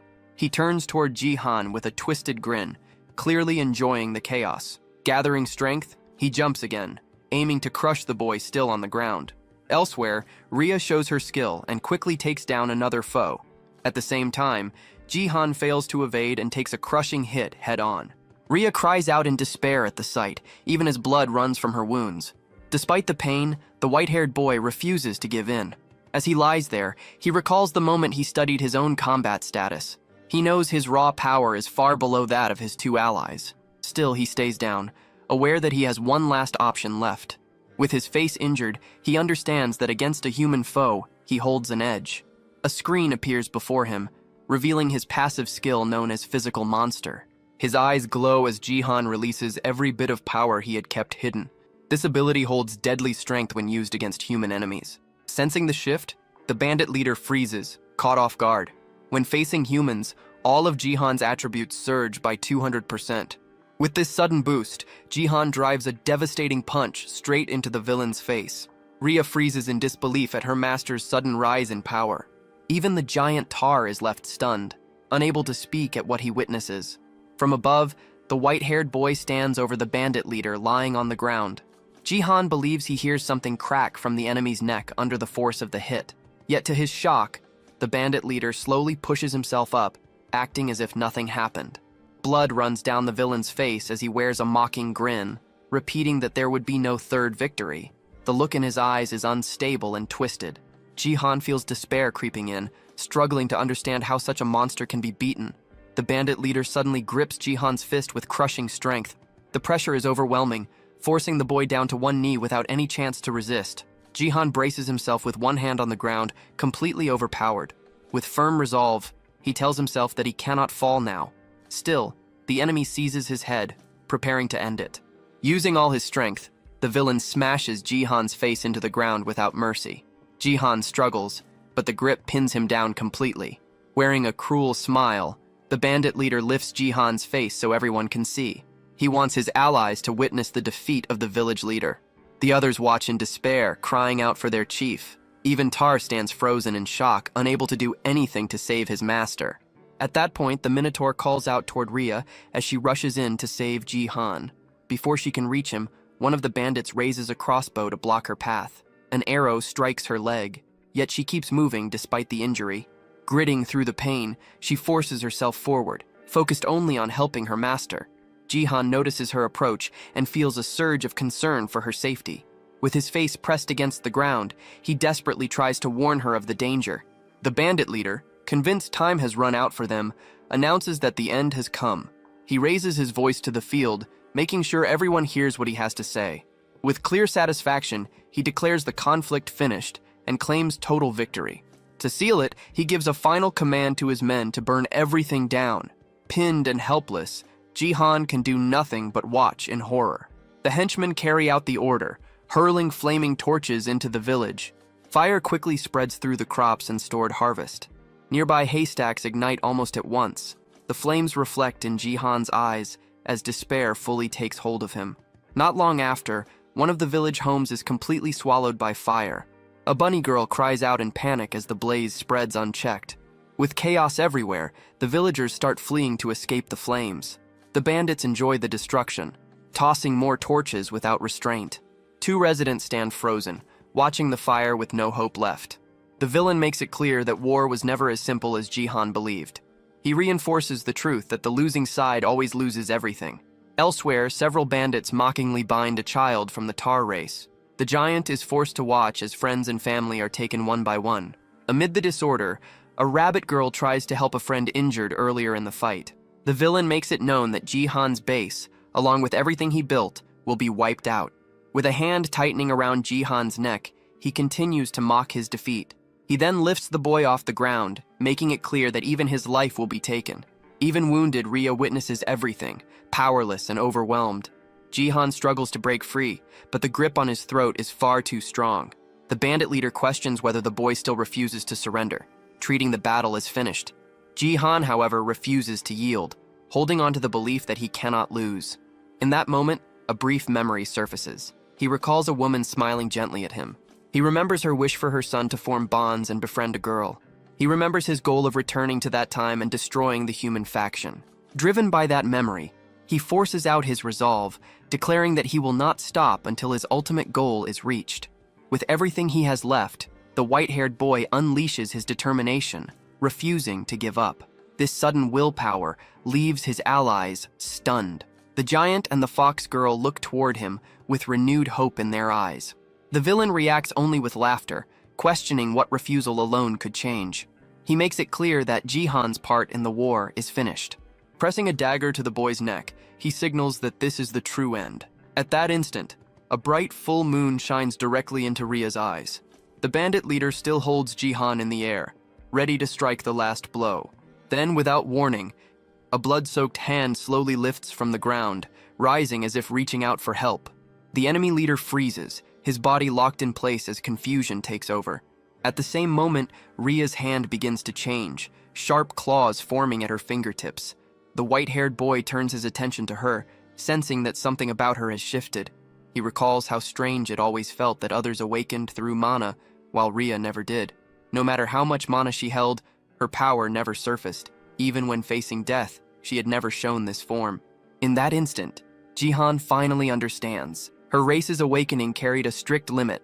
That condition was the full moon, whose light doubled all her abilities. Filled with new strength, the girl faces her master, waiting for his next command. Jihan responds with a calm smile, calling her name as his order. In a flash, Ria lunges forward. The bandit leader cries out in pain as his wounded arm is struck. Jihan follows her movements as she cuts across the battlefield at extreme speed. Enraged by the injury, the bandit boss lashes out at her, labeling her a beast. Ria remains calm, slipping past the attack with ease. Seizing the opening, she moves in close and drives her claws into him, delivering a killing blow. Seeing his older brother fall, the captive stands frozen in shock. With a single strike, Ria sends the bandit leader's body flying aside.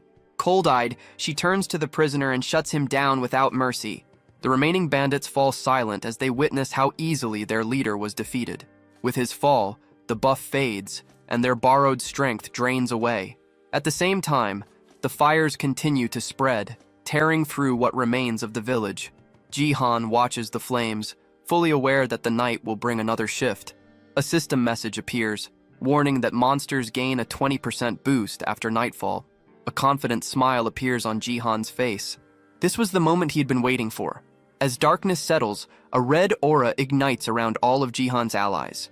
Empowered, the giant finally shatters the chains holding him. One of the bunny girls rises and calls for everyone to fight back with all they have. Fueled by their leader's resolve, the warriors roar in unison, vowing to drive the humans away. Watching the balance turn, the bandits fall into panic, realizing the battle is lost. With a focused expression, Jihan faces his companions and prepares the final command. At his signal, every ally charges toward the remaining enemies. Soon after, the rabbit warriors shout that the humans are fleeing and rush to capture them. As victory becomes clear, Jihan reflects on his mistakes, realizing he had been reckless and too sure of his plan. Even exhausted, one of the bunny girls lifts her arms high, shouting that they finally won. Yet the first battle in this world ends in total ruin. Jihan stares at the aftermath, seeing that more than half the village has burned to ash. Many allies lie dead or badly injured across the ground. Tears streak down his face as guilt weighs on him, knowing he could have done better.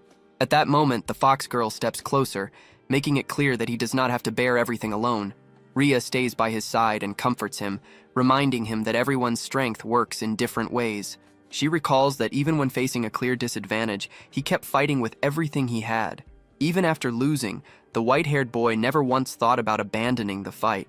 She finishes by making it clear that he did everything possible within his limits. As she speaks, to show her support, with a gentle smile, she urges him to keep watching over everyone as the village chief. The words from his ally leave the white-haired boy speechless. Without warning, the system displays a notice that the affinity between them has risen to 50. Seeing this, Ria's face turns bright red, caught off guard by the update. Flustered and embarrassed, she quickly offers to help with cleanup and runs off, leaving Jihan confused behind her. In the ruined camp, everyone begins working together to rebuild what was lost. Still, Jihan understands that this is far from the end, and that everything is only beginning. Soon after, a system window announces that the second main mission has been completed. The monster faction population is now a total of 82. As a reward, he is granted the option to receive a random skill and must decide whether to accept it immediately. With steady resolve, Jihan vows not to repeat the same mistakes.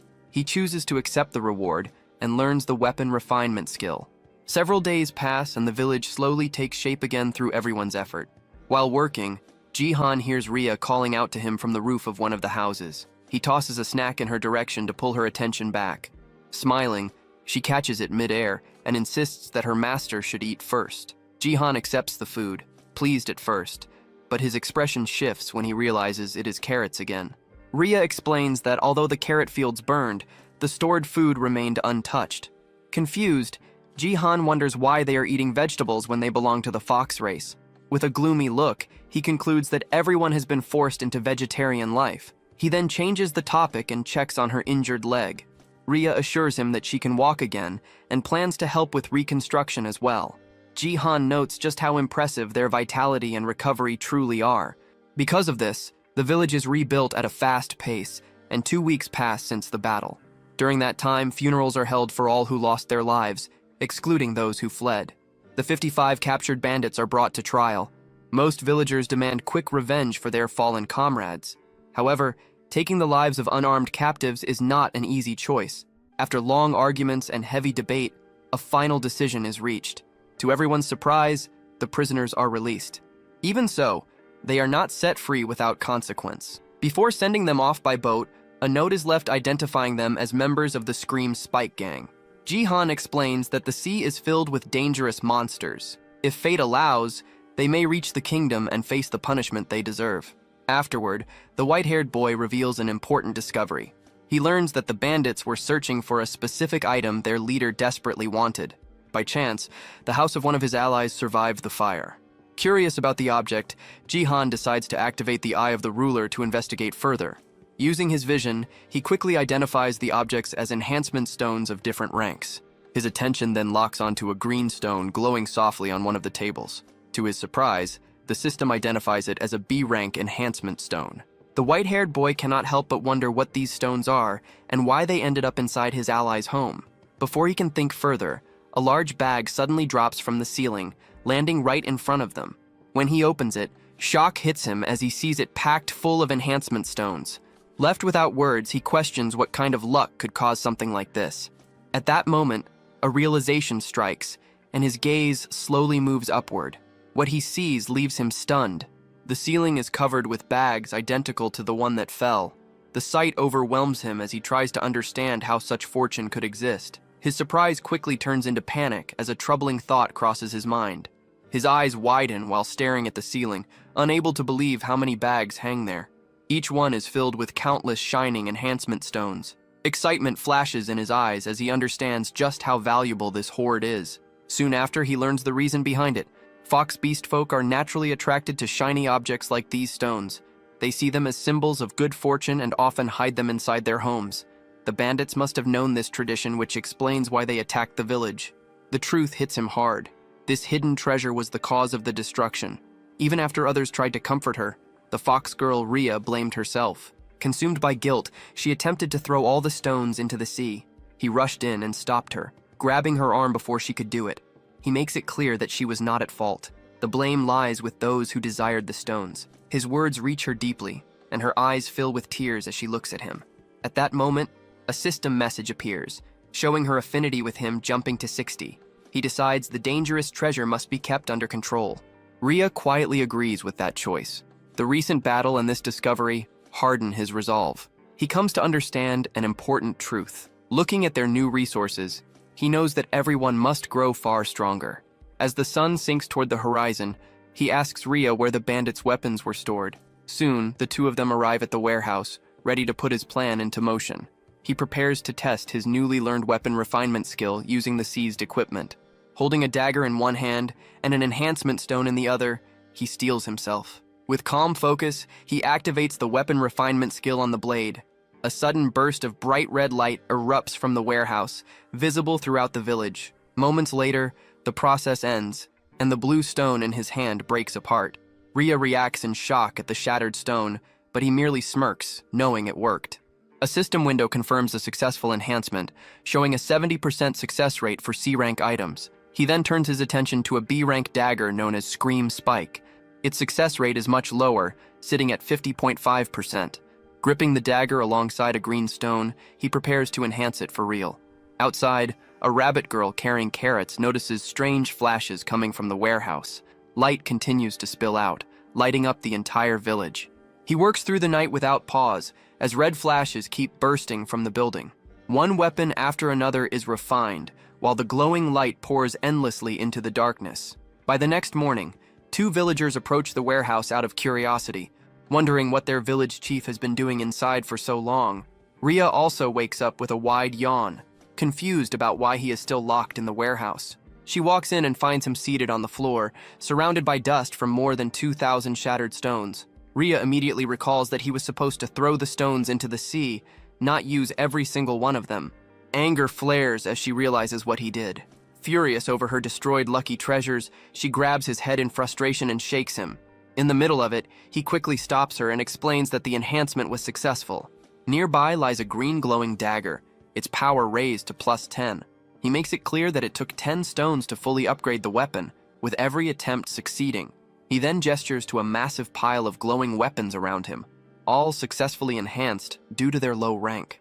Even Tar's hammer was improved, its attack power rising by a large margin. Rhea, however, cannot see much difference at a glance. Jihan, covered in dust, suddenly sneezes hard. After wiping his nose, he complains that the only obvious change is how thick the dust is in the air. At that moment, Tor arrives. Jihan has him test the upgraded weapon. The massive warrior grips the handle of his hammer and immediately feels the altered balance. His eyes sharpen as he senses the power now flowing through it. With a loud roar, Tor lifts the hammer over his head, ready to test its force. He confirms that it feels much heavier than before, yet still easy for him to use. Though the hammer remains a C-rank item, its attack power now exceeds that of the B-rank dagger. Rhea watches with a puzzled expression, noticing that Jihan looks both pleased and troubled. His thoughts drift to his own S-rank weapon, the magic sword Hellbringer. He lets out a quiet sigh, admitting to himself that since he cannot use magic, the sword is useless for now. The scene then shifts to the human faction's kingdom, which appears calm and orderly. Two individuals stand on a balcony, questioning why they were instructed to leave a massive pit in the ground untouched. Nearby, a blue-haired girl feels a strange and dark presence rising from the hole. Without warning, a terrifying scream echoes from deep below. Far underground, a warrior clad in golden armor strains to pull a massive sword from the earth. Dark purple energy coils around the blade as his tattooed hands grip it tightly. His eyes glow with raw focus as he channels all his strength into the effort. At last, the sword breaks free from the ground. A sudden pulse follows, leaving him uncertain about what just occurred. One of the men nearby is stunned, remembering that even Sir Ares at full strength could not draw the blade so easily. This realization makes the situation far more dangerous. The warrior, Ares, remains silent. He stares at the ominous sword now in his grasp, his expression grave. Back in the monster village, Jihan suddenly receives a system alert for the third main quest. The mission demands the expansion of the monster forces. His population must grow from just over 80 to a total of 1,000. At the same time, a new party system unlocks. It allows groups of up to 4 members to form parties, granting shared experience and synergy bonuses. He sees the system as something close to an adventure mode from games and begins to plan the best possible party setup. With renewed focus, he informs his companions that they should head out and gather nearby monsters to join their side. However, the Minotaur Tar makes it clear he will not go, judging it wiser to remain behind and guard their home warren. The young leader quickly accepts that Tar is right. Taking the strongest fighters away would leave the village wide open to attack. This is not a game, and failure here carries real loss. If Warren is destroyed, the mission itself loses all meaning. He understands that full party synergy requires filling all 4 slots. At the same time, the village must stay protected. With Tar staying behind, he scans the remaining villagers, searching for possible companions. He looks over the beast folk one by one. Most of them are ordinary villagers, not battle-tested fighters. As they move about their work, their stats appear mostly the same, offering little guidance. The choice becomes harder than expected. Once his thoughts settle, the young leader approaches Tar and quietly shares his plan. The giant then gathers everyone together and announces that there are 77 beast folk present, not counting the leadership. Jihan watches with a steady expression, fully aware that he cannot choose carelessly for such a critical mission. He sits at a table beside Rhea, who struggles to stay awake, and prepares to begin what he calls an audition named Show Me the Ability 77. Tar steps forward and explains that everyone must demonstrate their usefulness. From the 77 candidates, only the most capable will earn a place in the 4-person expedition team. The Minotaur calls for the first group, numbers 1 through 4, to step up. Jihan makes it known that he is seeking someone with strong resolve, fit for exploration and carrying unique abilities. The first applicant can only shift nervously, unable to speak clearly. After hesitating, he admits he prefers to stay in Warren. The village chief immediately dismisses him without hesitation. The next group claims they need to remain behind to plant carrots together as part of village life. Jihan's patience begins to wear thin as serious candidates fail to appear. He motions Tar closer and quietly gives him new instructions. The Minotaur listens and nods, understanding at once. Turning back to the crowd, Tar announces that only those who truly want to take part should stay. After hearing this, most villagers turn around and leave. What remains is a much smaller group. Tar reports that the candidates have been narrowed down, and Jihan is clearly satisfied. With fewer people present, Tar calls forward the first applicant. A single rabbit girl steps out from the group. The tryouts take place inside a partially built structure in the village. The young rabbit girl starts to speak, her voice shaking as she attempts to introduce herself. Then, without warning, her timid behavior disappears, surprising both Jihan and Rhea. She introduces herself as Rain and claims she can manage anything, from cooking to scouting. As Jihan weighs her words, Rhea immediately raises her hand, clearly supporting the girl. Rain goes further, stating she would dedicate her life to the mission if chosen. Jihan shows no strong reaction. He quickly dismisses her for the moment and signals for the next applicant. With a simple gesture, he marks her attempt as a failure and moves on. As Rain breaks down in tears, Jihan signals Tar to bring in the next participant. He then makes it clear that the auditions have already ended. Rain was the only person who applied. The truth leaves her frozen in shock. Jihan is equally stunned, realizing that only one candidate stepped forward for such an important mission. With that, the Lizard Expedition team is officially formed, their objective set on locating and recruiting the legendary Lizard tribe. However, the moment the word lizard is mentioned, the rabbit girl stiffens. Fear washes over her as the meaning sinks in. She grows uneasy, realizing he is referring to the terrifying lizard tribe, and admits she was too nervous to fully hear the details earlier. A memory surfaces from just before the auditions began. Jihan had asked his advisors where monsters could be recruited. Tar explained that the previous village chief had been sleeping deeply since right before the battle. Jihan was shocked to learn the old leader had been unconscious for an entire month, making him impossible to consult. He had no choice but to abandon the idea of asking about nearby tribes. Tar then revealed another harsh truth. Repeated human invasions had already wiped out all nearby monster villages. Rhea suggested that small refugee settlements might still exist. Jihan immediately understood that such groups would never be enough. She agreed, stating that to face the human faction, only truly powerful monsters would matter. That was when Tar brought up a single remaining option. There was one strong tribe that had not submitted to the humans. However, he warned that they were extremely hostile and refused alliances of any kind. This formidable race was the Lizard tribe, living deep within the swampland north of Warren. The swamp was described as dark, dangerous, and avoided by most creatures. Tar confirmed that the Lizard tribe was likely the strongest race in the region. Their presence was so feared that even monsters went out of their way to avoid crossing their land. Jihan listens without interruption. He already understands the situation. From his knowledge of the game, lizardmen were monsters that appeared around Wave 30. Their power was overwhelming, not just to monsters, but to humans as well, especially at this early stage. Only 2 weeks had passed since the first wave. Recruiting monsters meant for Wave 30 would completely change everything. Returning to the present, Jihan asks Tar for the exact location of the Lizard tribe. The Minotaur hands over a rough map, explaining they must cross 3 mountains and a river to reach a hidden valley. On paper, it looks close. In reality, Jihan is already exhausted and cannot even see the first mountain yet. As he struggles forward, Rhea happily finds a DE rank enhancement stone hidden in the grass, showing no sign of fatigue. Rain, meanwhile, carries a heavy pack, refusing to fall behind. She is determined to be useful on this journey with her village chief and his strongest warrior. A strong sense of resolve fills her as she pushes herself, eager to prove her worth. Jihan complains about how far they still have to go. To Rain, this feels like her moment. She pulls out a book packed with scouting records, confident she can locate their position exactly. But before she can explain anything, a loud roar echoes from a nearby mountain. In that instant, she realizes she spoke too late. One of her companions urges her to move faster, saying that once they pass the first mountain, the rest of the journey will go quickly. Rain tightens her fists, reminding herself that she must prove her value, even if it requires patience. After a long trek, the group finally reaches a narrow mountain pass, only to find the road ahead completely blocked. A rock slide seals the path. The moment she sees it, Rain's eyes light up. Clearing blocked paths is one of the rabbit beast folk's strengths, and this is her chance. Confidence shows on her face as she steps forward, determined to demonstrate her worth and awaken her ability. Just as Rain ascended into rabbit form, Rhea easily destroyed the rock with a single kick. Thus, Rain's chance to prove himself was annihilated. Rhea and Jihan advance, and noticing Rain's pause, Rhea looks back.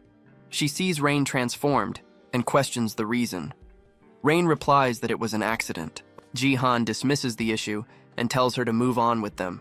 The group proceeds through the newly opened path. As they walk, Rain returns to her normal form and trails behind. Feeling discouraged, she starts to think her help might not matter anymore. Suddenly, her long ears twitch. She senses something the others cannot. Rain stops in place and alerts her companions that movement is nearby. Jihan hears nothing at first. Rhea explains that Rain has sharp hearing, which is why she was assigned scouting duties. Jihan then recalls seeing her before. As a child, she was always alert, constantly watching her surroundings. A memory flashes through his mind of a younger Rain, bloodied and running through chaos with fierce eyes. He realizes she is the same determined child from back then, grown older but still carrying that same awareness. The sound finally becomes clear. It comes from hundreds of large, clawed feet pounding the ground. The source reveals itself as a massive group of rat-like creatures. With a serious expression, Rain identifies them as the Rat Tribe. Jihan connects it to the Boom Rats as they observe the large-scale movement from the cliff. Rain continues watching, puzzled by where such a massive group could be heading. Concern appears on her face as she traces their route. She notes that they are moving toward human lands, far outside rat territory. Looking ahead, she confirms their destination is the human faction's kingdom. Jihan understands at once that if the Rat Tribe is marching toward the royal palace, something major is unfolding. Rain adds that the movement is abnormal since rat villages are scattered and rarely unite. Rhea agrees, noting that such a gathering means something is seriously wrong. With a firm expression, Jihan decides they will follow the Rat Tribe. He needs to confirm what is happening. As they prepare to move, he calls on his small dragon companion, Rizzledrake, requesting help. Just as Jihan and Rhea start to run, Rain stops them. She struggles to keep up because her bag is too heavy. Frustration hits her as she feels like a burden again. Jihan pauses and considers a solution. He reaches toward the oversized bag on the ground and activates his storage ability. In an instant, the bag vanishes. Rain stares in shock, assuming it must be some kind of magic. A system window appears, showing the bag now stored in a large inventory slot. Jihan decides to review the details later. For now, he makes it clear that identifying this monster wave is their highest priority. With the burden removed and the issue resolved, Rain is finally free to move properly. The three of them leap from the cliff, descending after the massive army below. The scene shifts to the human kingdom. A loud bell rings through the city, announcing the coming of war. Panic spreads across the streets as a man runs past, yelling that monsters are swarming once more. In response, armored knights quickly form ranks and begin marching through the city. Their commander, the warrior Ares, drives them forward, aware that nightfall is near. Citizens line the streets shouting for Sir Ares to defeat the monsters and keep them safe. Amid the crowd, a young girl asks her mother why monsters continue to attack. The woman explains that monsters are violent and irrational beings, and that humanity must grow stronger to survive. Close by, a blonde female knight listens silently, her expression cold and resolute. Elsewhere, the small red dragon Rizzledrake flaps its wings wildly, struggling to stay in the air. Watching from below, Rhea points out that they seem to be drifting the wrong way as both the leader and the dragon slowly descend. Jihan realizes he has reached his limit and may be too heavy for the small dragon to carry. Feeling apologetic, he accepts that they should descend more carefully from here on. Suddenly, Rizzledrake lets out a roar and loses all strength at once. Shock floods Jihan's face as they drop straight down. He screams as they fall, while his companions on the ground shout his name and rush after them. Their shadow stretches across the land below, growing larger with terrifying speed. A violent crash follows, as a massive cloud of dust and debris bursts outward on impact. At the center of a deep crater, Jihan sits clutching the dragon, checking if it is still alive. Relief washes over him when he sees Rizzledrake appears unharmed. He rises slowly, grateful for their endurance, but confusion sets in as he tries to figure out where they landed, assuming it must be near the kingdom. Then his eyes widen in pure horror. Something ahead steals the breath from his lungs. Rhea and Rain finally catch up, calling out to their village chief Jarun and asking if he is all right. Seeing his frozen expression, they ask what is wrong. He does not answer immediately. Jihan stands still, staring forward, unable to pull his gaze away from what lies before them. The ground ahead is covered with the bodies of the rat tribe. He confirms that every one of them is dead. The three stand in silence, overlooking a valley filled with death and ruin, trying to understand what could have caused this. As he examines the corpses, Jihan notices that most were killed by deep cuts and stab wounds from sharp weapons. His expression hardens as realization sinks in. This is the second time he has witnessed such a massacre. Once again, he finds himself standing before a field of lifeless bodies. The sight brings back a memory of the past, when he once stood before a shattered portal, surrounded by death and ruin. An image of his younger self flashes through his mind. Since arriving in this world, death has become a familiar presence.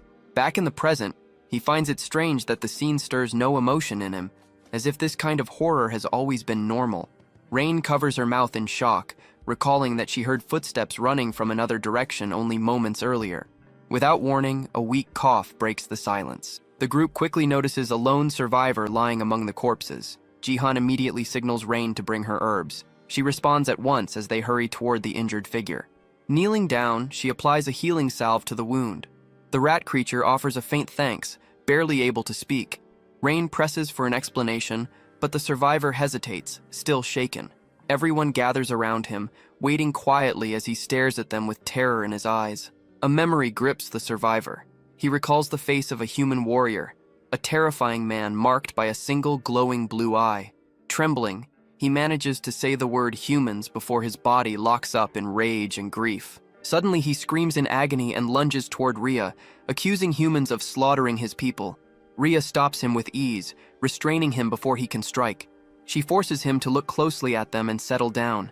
The survivor turns his gaze to Jihan, confused. He notes that Jihan looks human, yet something about him feels monstrous. Rhea assures him that Jihan is not like the others. Jihan steps forward and explains that they followed the rat tribe. He asks the survivor to tell them what happened.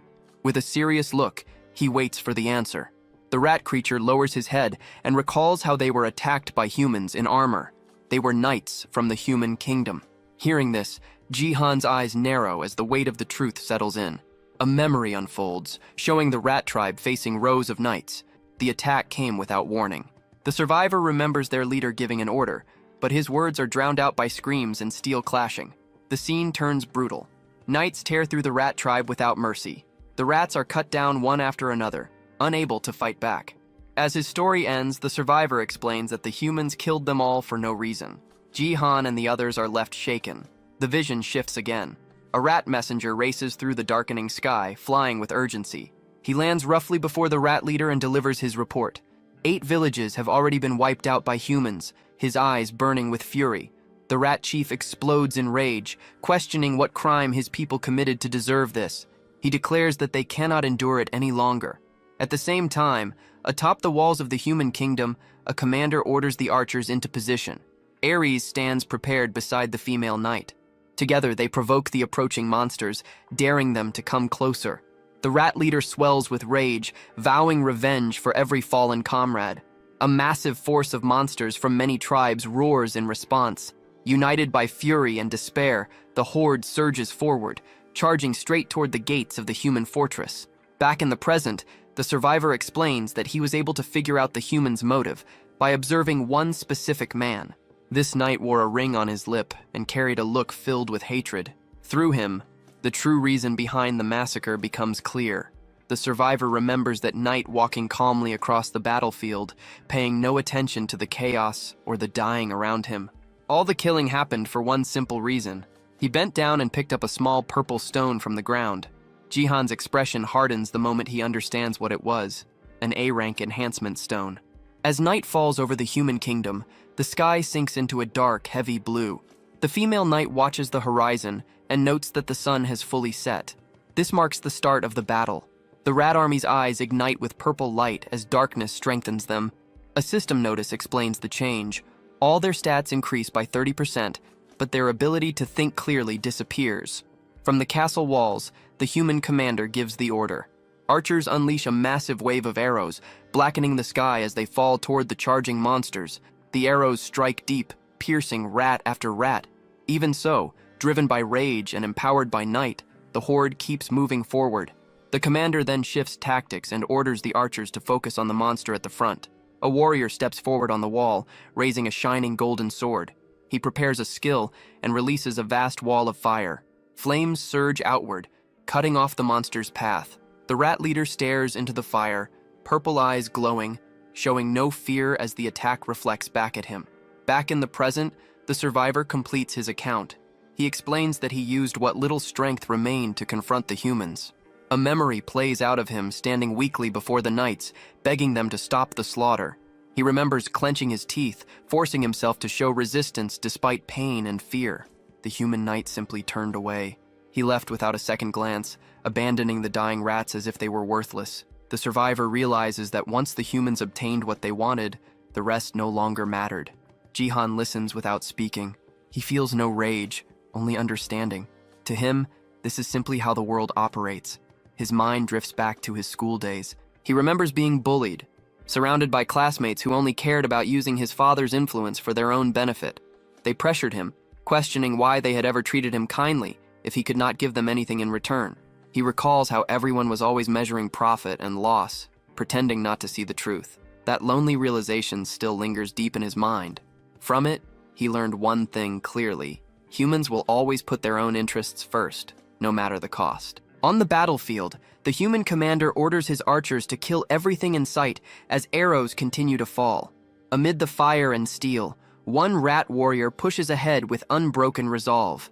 Spotting the leader of the rat tribe, the humans on the walls shout for every weapon to be aimed at him. The Rat King surges ahead, forcing smaller rats in front of him to block the endless rain of arrows. The female knight watches the advance, her face hard and focused. Arrows bury themselves into the Rat King's body, yet he ignores the wounds and pushes on toward the gate. His resolve is absolute. He intends to make the humans feel the pain and will of his tribe, even if it costs him his life. A bright blue energy begins to spark and gather around his body as he prepares a final move. He channels everything he has left, preparing to carve his tribe's suffering into the humans. The stored power is released toward the castle wall. The human commander, Ares, stares in disbelief. Understanding what is about to happen, soldiers on the wall panic, realizing the Rat King is about to self-destruct. Fear spreads as they try to pull back from the gate.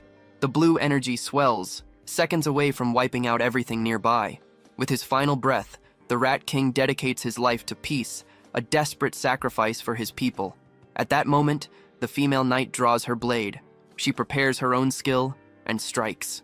A beam of pure light erupts from her sword, colliding with the Rat King's attack. She activates her light sword dance, a flash strike meant to counter the explosion.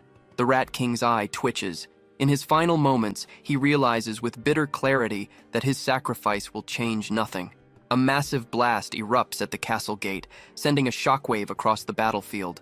Far away, Jihan's group hears the explosion. Rhea confirms she heard it as well. Jihan explains that the Rat King was a boom rat, also known as a suicide rat, and that it just used its ultimate skill.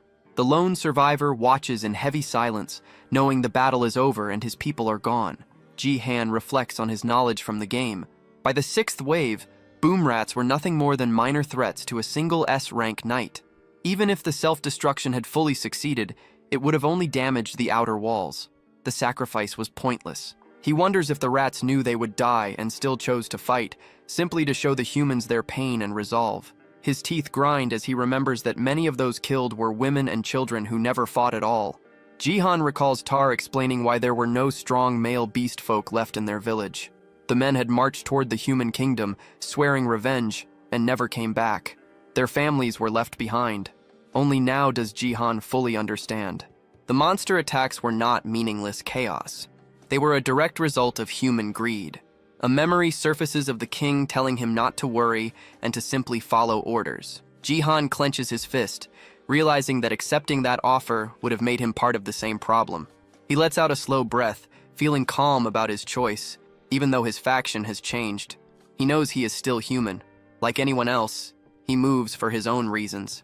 His faction's goal is the destruction of the human faction, but his true drive is simpler. He wants to protect those he cares about. Turning to his companions, he admits that he never explained the real reason for seeking out the lizard tribe. His goal is to unite them and grow stronger, not just to survive, but for something larger. He makes one thing clear: the monster waves are not random. They are the result of unchecked human slaughter. If nothing changes, the killing will only stop when no monsters remain alive. With a renewed resolve, Jihan sets his goal. He will bring down the entire human kingdom before they can erase every monster from the land. His expression hardens with grim resolve as he accepts the role waiting for him in the coming war.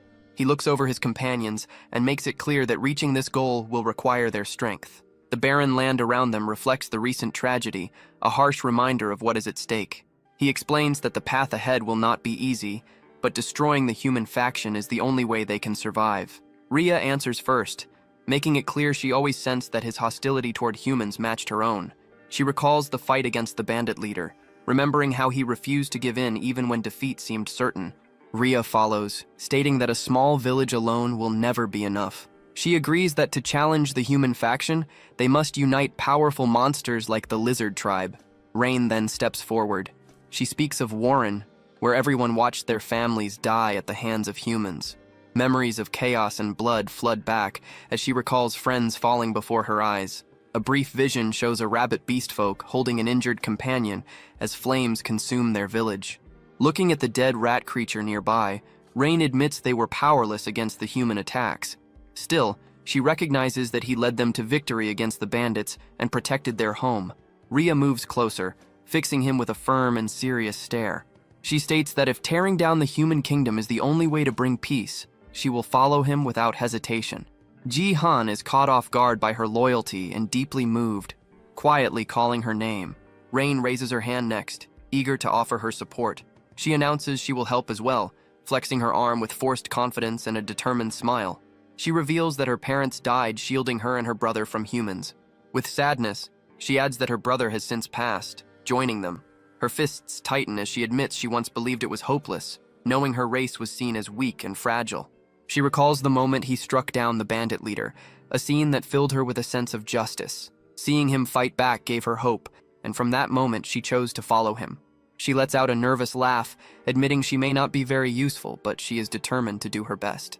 Jihan thanks her simply for standing with him. Her eyes brighten with relief and joy. He reflects quietly, understanding that while their reasons differ, their purpose is the same, and that is what truly matters. Turning back to his companions, he declares that they will put an end to the cycle of human massacres and monster retaliation. Ria watches him with steady resolve, prepared to walk this harsh road beside him. With renewed determination, Jihan sets their final aim, to break the chain of hatred and bring peace back to the world. Even if their motivations differ, their shared goal binds them together. He reinforces that they must end the endless loop of human slaughter and the monster attacks that follow as Ria listens, fully aware that their mission is to shatter the cycle of hatred once and for all. He completes his declaration, committing himself to bringing peace back to this world for everyone. At that moment, another voice calls out, stating a wish to stand with them. The remaining survivors of the rat tribe slowly step out from the shadows, moving through the field of bodies. They gather before the group, asking to join their side as more survivors reveal themselves one after another. Later, Jihan learns the reason behind their sudden trust. The cautious rats had been listening to the entire conversation from a distance. One especially large rat steps forward, its size catching Jihan off guard. Ria immediately begins treating the wounded survivors, signaling the large rat covered in bandages to wait. Once the injured are cared for, they hold a quiet ceremony to burn the bodies of the fallen. At the same time, the human kingdom has already pushed back the sixth wave and begun clearing the battlefield. Knowing they are running out of time, Jihan understands they must reach the lizard folk before the kingdom grows even stronger. The next morning, sunlight rises over the land, marking the beginning of a new journey. Jihan hands the new rat tribe chief a map, instructing him to search for Taro in a cave while the group is away. As the expedition departs in search of the lizard folk, the new chief watches them leave, map in hand. He looks down at the rough, childish drawing, completely confused by it. A system window appears, confirming the addition of 67 new members and updating the quest progress. After parting from the rat tribe, the group heads toward the swamp, where the lizard folk are said to live. Along the way, they stop at a river. While his companions play nearby, Jihan suddenly sinks beneath the water. He flails desperately, calling for help as the others rush in. Realizing the detour has taken its toll, They pull him out and press on his stomach until he coughs up the water he swallowed. Despite the harsh journey, they continue making progress toward their goal. Later, they encounter a wild goblin standing guard at the entrance of a cave. Jihan decides to recruit it, handing over the same crude map he previously gave the rat chief. The goblin stares at it in total confusion. A system notification appears, confirming the successful recruitment of 40 goblins into his faction. They soon encounter the Taro tribe, and Rain is surprised to recognize the muscular beastmen she once knew. After another successful recruitment, 12 more members join the growing faction. Their journey is suddenly halted by the appearance of a massive, squishy blue slime. Jihan is stunned to realize it is the Slime King, the boss of the 7th wave, leading its kind straight toward the human kingdom. He runs forward and spreads his arms, desperately trying to stop them. The Slime King continues moving and absorbs Jihan into its soft body. He struggles inside before pushing himself free, warning that heading that way will lead to their deaths. It turns out the slimes had lived peacefully in a cave near the river until humans forced them out. They were simply migrating to find a new home, unaware their chosen path would lead to destruction. Jihan offers them another route to a much larger cave, showing the Slime King his simple map. After a long discussion, he finally convinces the slimes to follow him instead and join his faction. His faction count surges by 793 members, leaving him only 6 short of his goal of 1,000. As the sun sinks low, Jihan is completely worn out, complaining that he cannot take another step, and Ria agrees with him. Just as they consider stopping altogether, Rain notices something in the distance and points it out with excitement. The group looks ahead and sees 2 massive mountain peaks outlined by the setting sun. Standing at the edge of a cliff, they realize they are finally close to the land where the lizard folk are said to live. Jihan's stomach growls loudly, and he decides they should rest for the day and eat something. Hearing his complaints about hunger, Rain treats it as her chance to be useful. She eagerly pulls out a bag, proudly revealing that she carried fresh food all the way from Warren. When she opens it and reveals a bundle of carrots, Jihan groans in disappointment at seeing the same meal again. He grumbles that he is sick of carrots and wonders if there is anything else edible in such a large forest. Ria quietly extends her hand, offering him something she gathered nearby. He looks down and recognizes the small red fruits resting in her palm as wild berries. He eats one, and his expression changes immediately as the sweet taste spreads across his tongue. Relief and joy wash over him as he enjoys real sweetness after so long. He asks Ria if she already knew about the berries, and she confirms it casually. Rain then suggests cooking the carrots instead of eating them raw. Excited by the idea of a warm meal, Jihan agrees without hesitation, which makes the bunny girl beam with joy. Before long, a familiar and comforting smell drifts through the air as food simmers over the fire. Rain presents a large steaming pot, clearly proud of her work.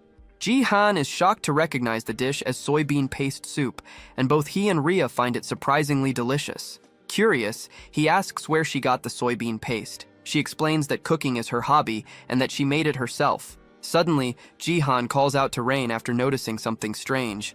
He wonders if she just bit into a rock. She nervously explains that she sensed something moving in the darkness. At that moment, a new scent draws her attention, and she turns her head with a confused look. 2 enormous ogres step out from between the trees, one of them muttering that he also bit something hard earlier.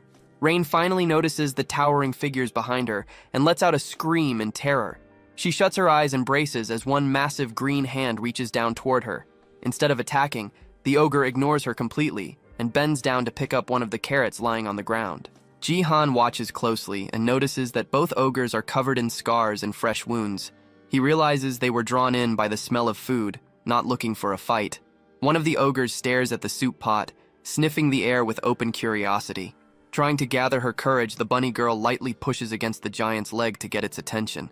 The creature crouches low, eyes locked on the pot, while Jihan looks on in confusion. Suddenly, the ogre reaches straight into the fire and grabs the pot with its bare hands. A second later, it drops the pot and screams in pain, shaking its badly burned hands wildly. Jihan watches the scene in silence, wondering how creatures with such low intelligence manage to survive at all. At the same time, he begins to rethink his plans about recruiting ogres.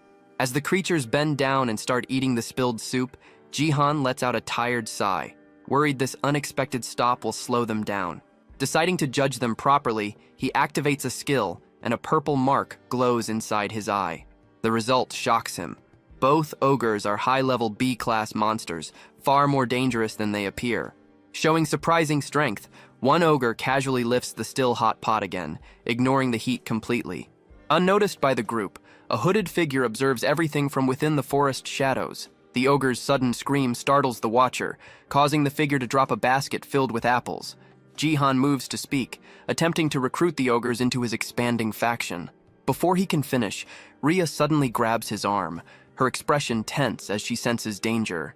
In the next instant, she moves. Rhea jumps forward and blocks a sudden strike from the hidden observer. Her claws snap out as she stops the attacker's blade head-on, demanding their identity. Jihan freezes as the hood falls back, revealing long, sharp ears. He realizes at once that the attacker is a dark elf, a race he believed no longer existed. The elf raises a hand, dark energy swirling tightly around it as a twisted spell forms. With a quick motion, the stranger touches Rhea's shoulder. The magic activates instantly.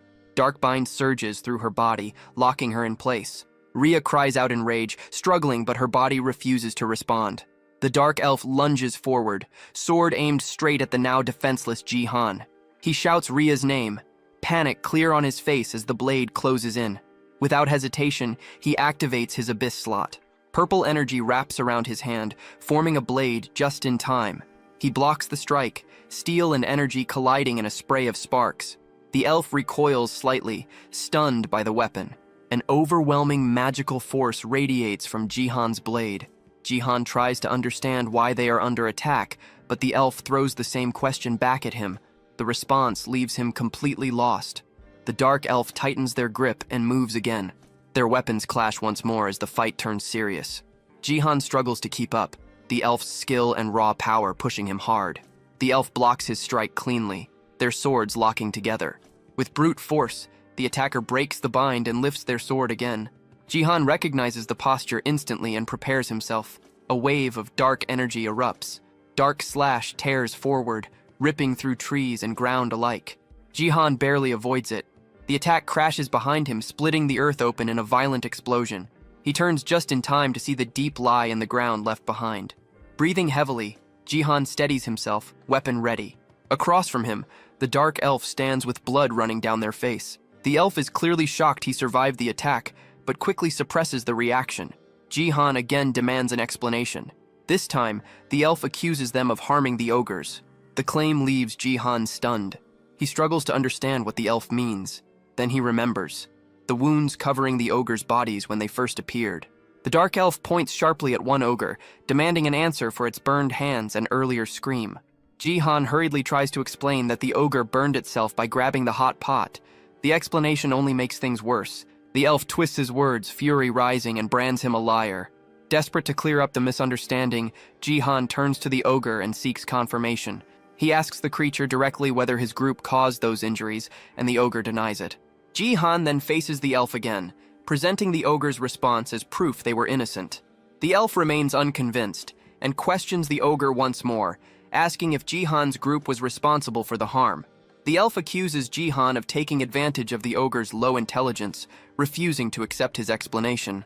The clash resumes as their weapons collide again, the fight growing more intense. Jihan moves with raw frustration, dark energy flaring around his blade as he yells, trying to force the elf to listen. The attacker's eyes widen when Jihan swings his energy-infused weapon. The strike lands cleanly, tearing into the elf's shoulder as Jihan shouts his innocence.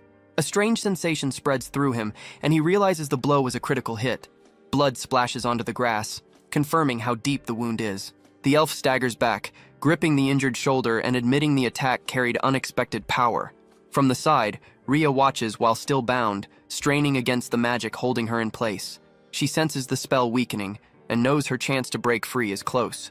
Before anything else can happen, the elf moves faster than sight, appearing behind Jihan in an instant. Darkbind is cast again, freezing Jihan where he stands. Rhea sees the spell take effect and warns him not to move, knowing he is fully exposed. The elf explains that their village follows a rule, granting offenders one chance to confess. They demand he tell the truth and seek forgiveness from the ogres for attacking them. Jihan, filled with frustration, insists this is exactly what he has been trying to do as his eye glows red.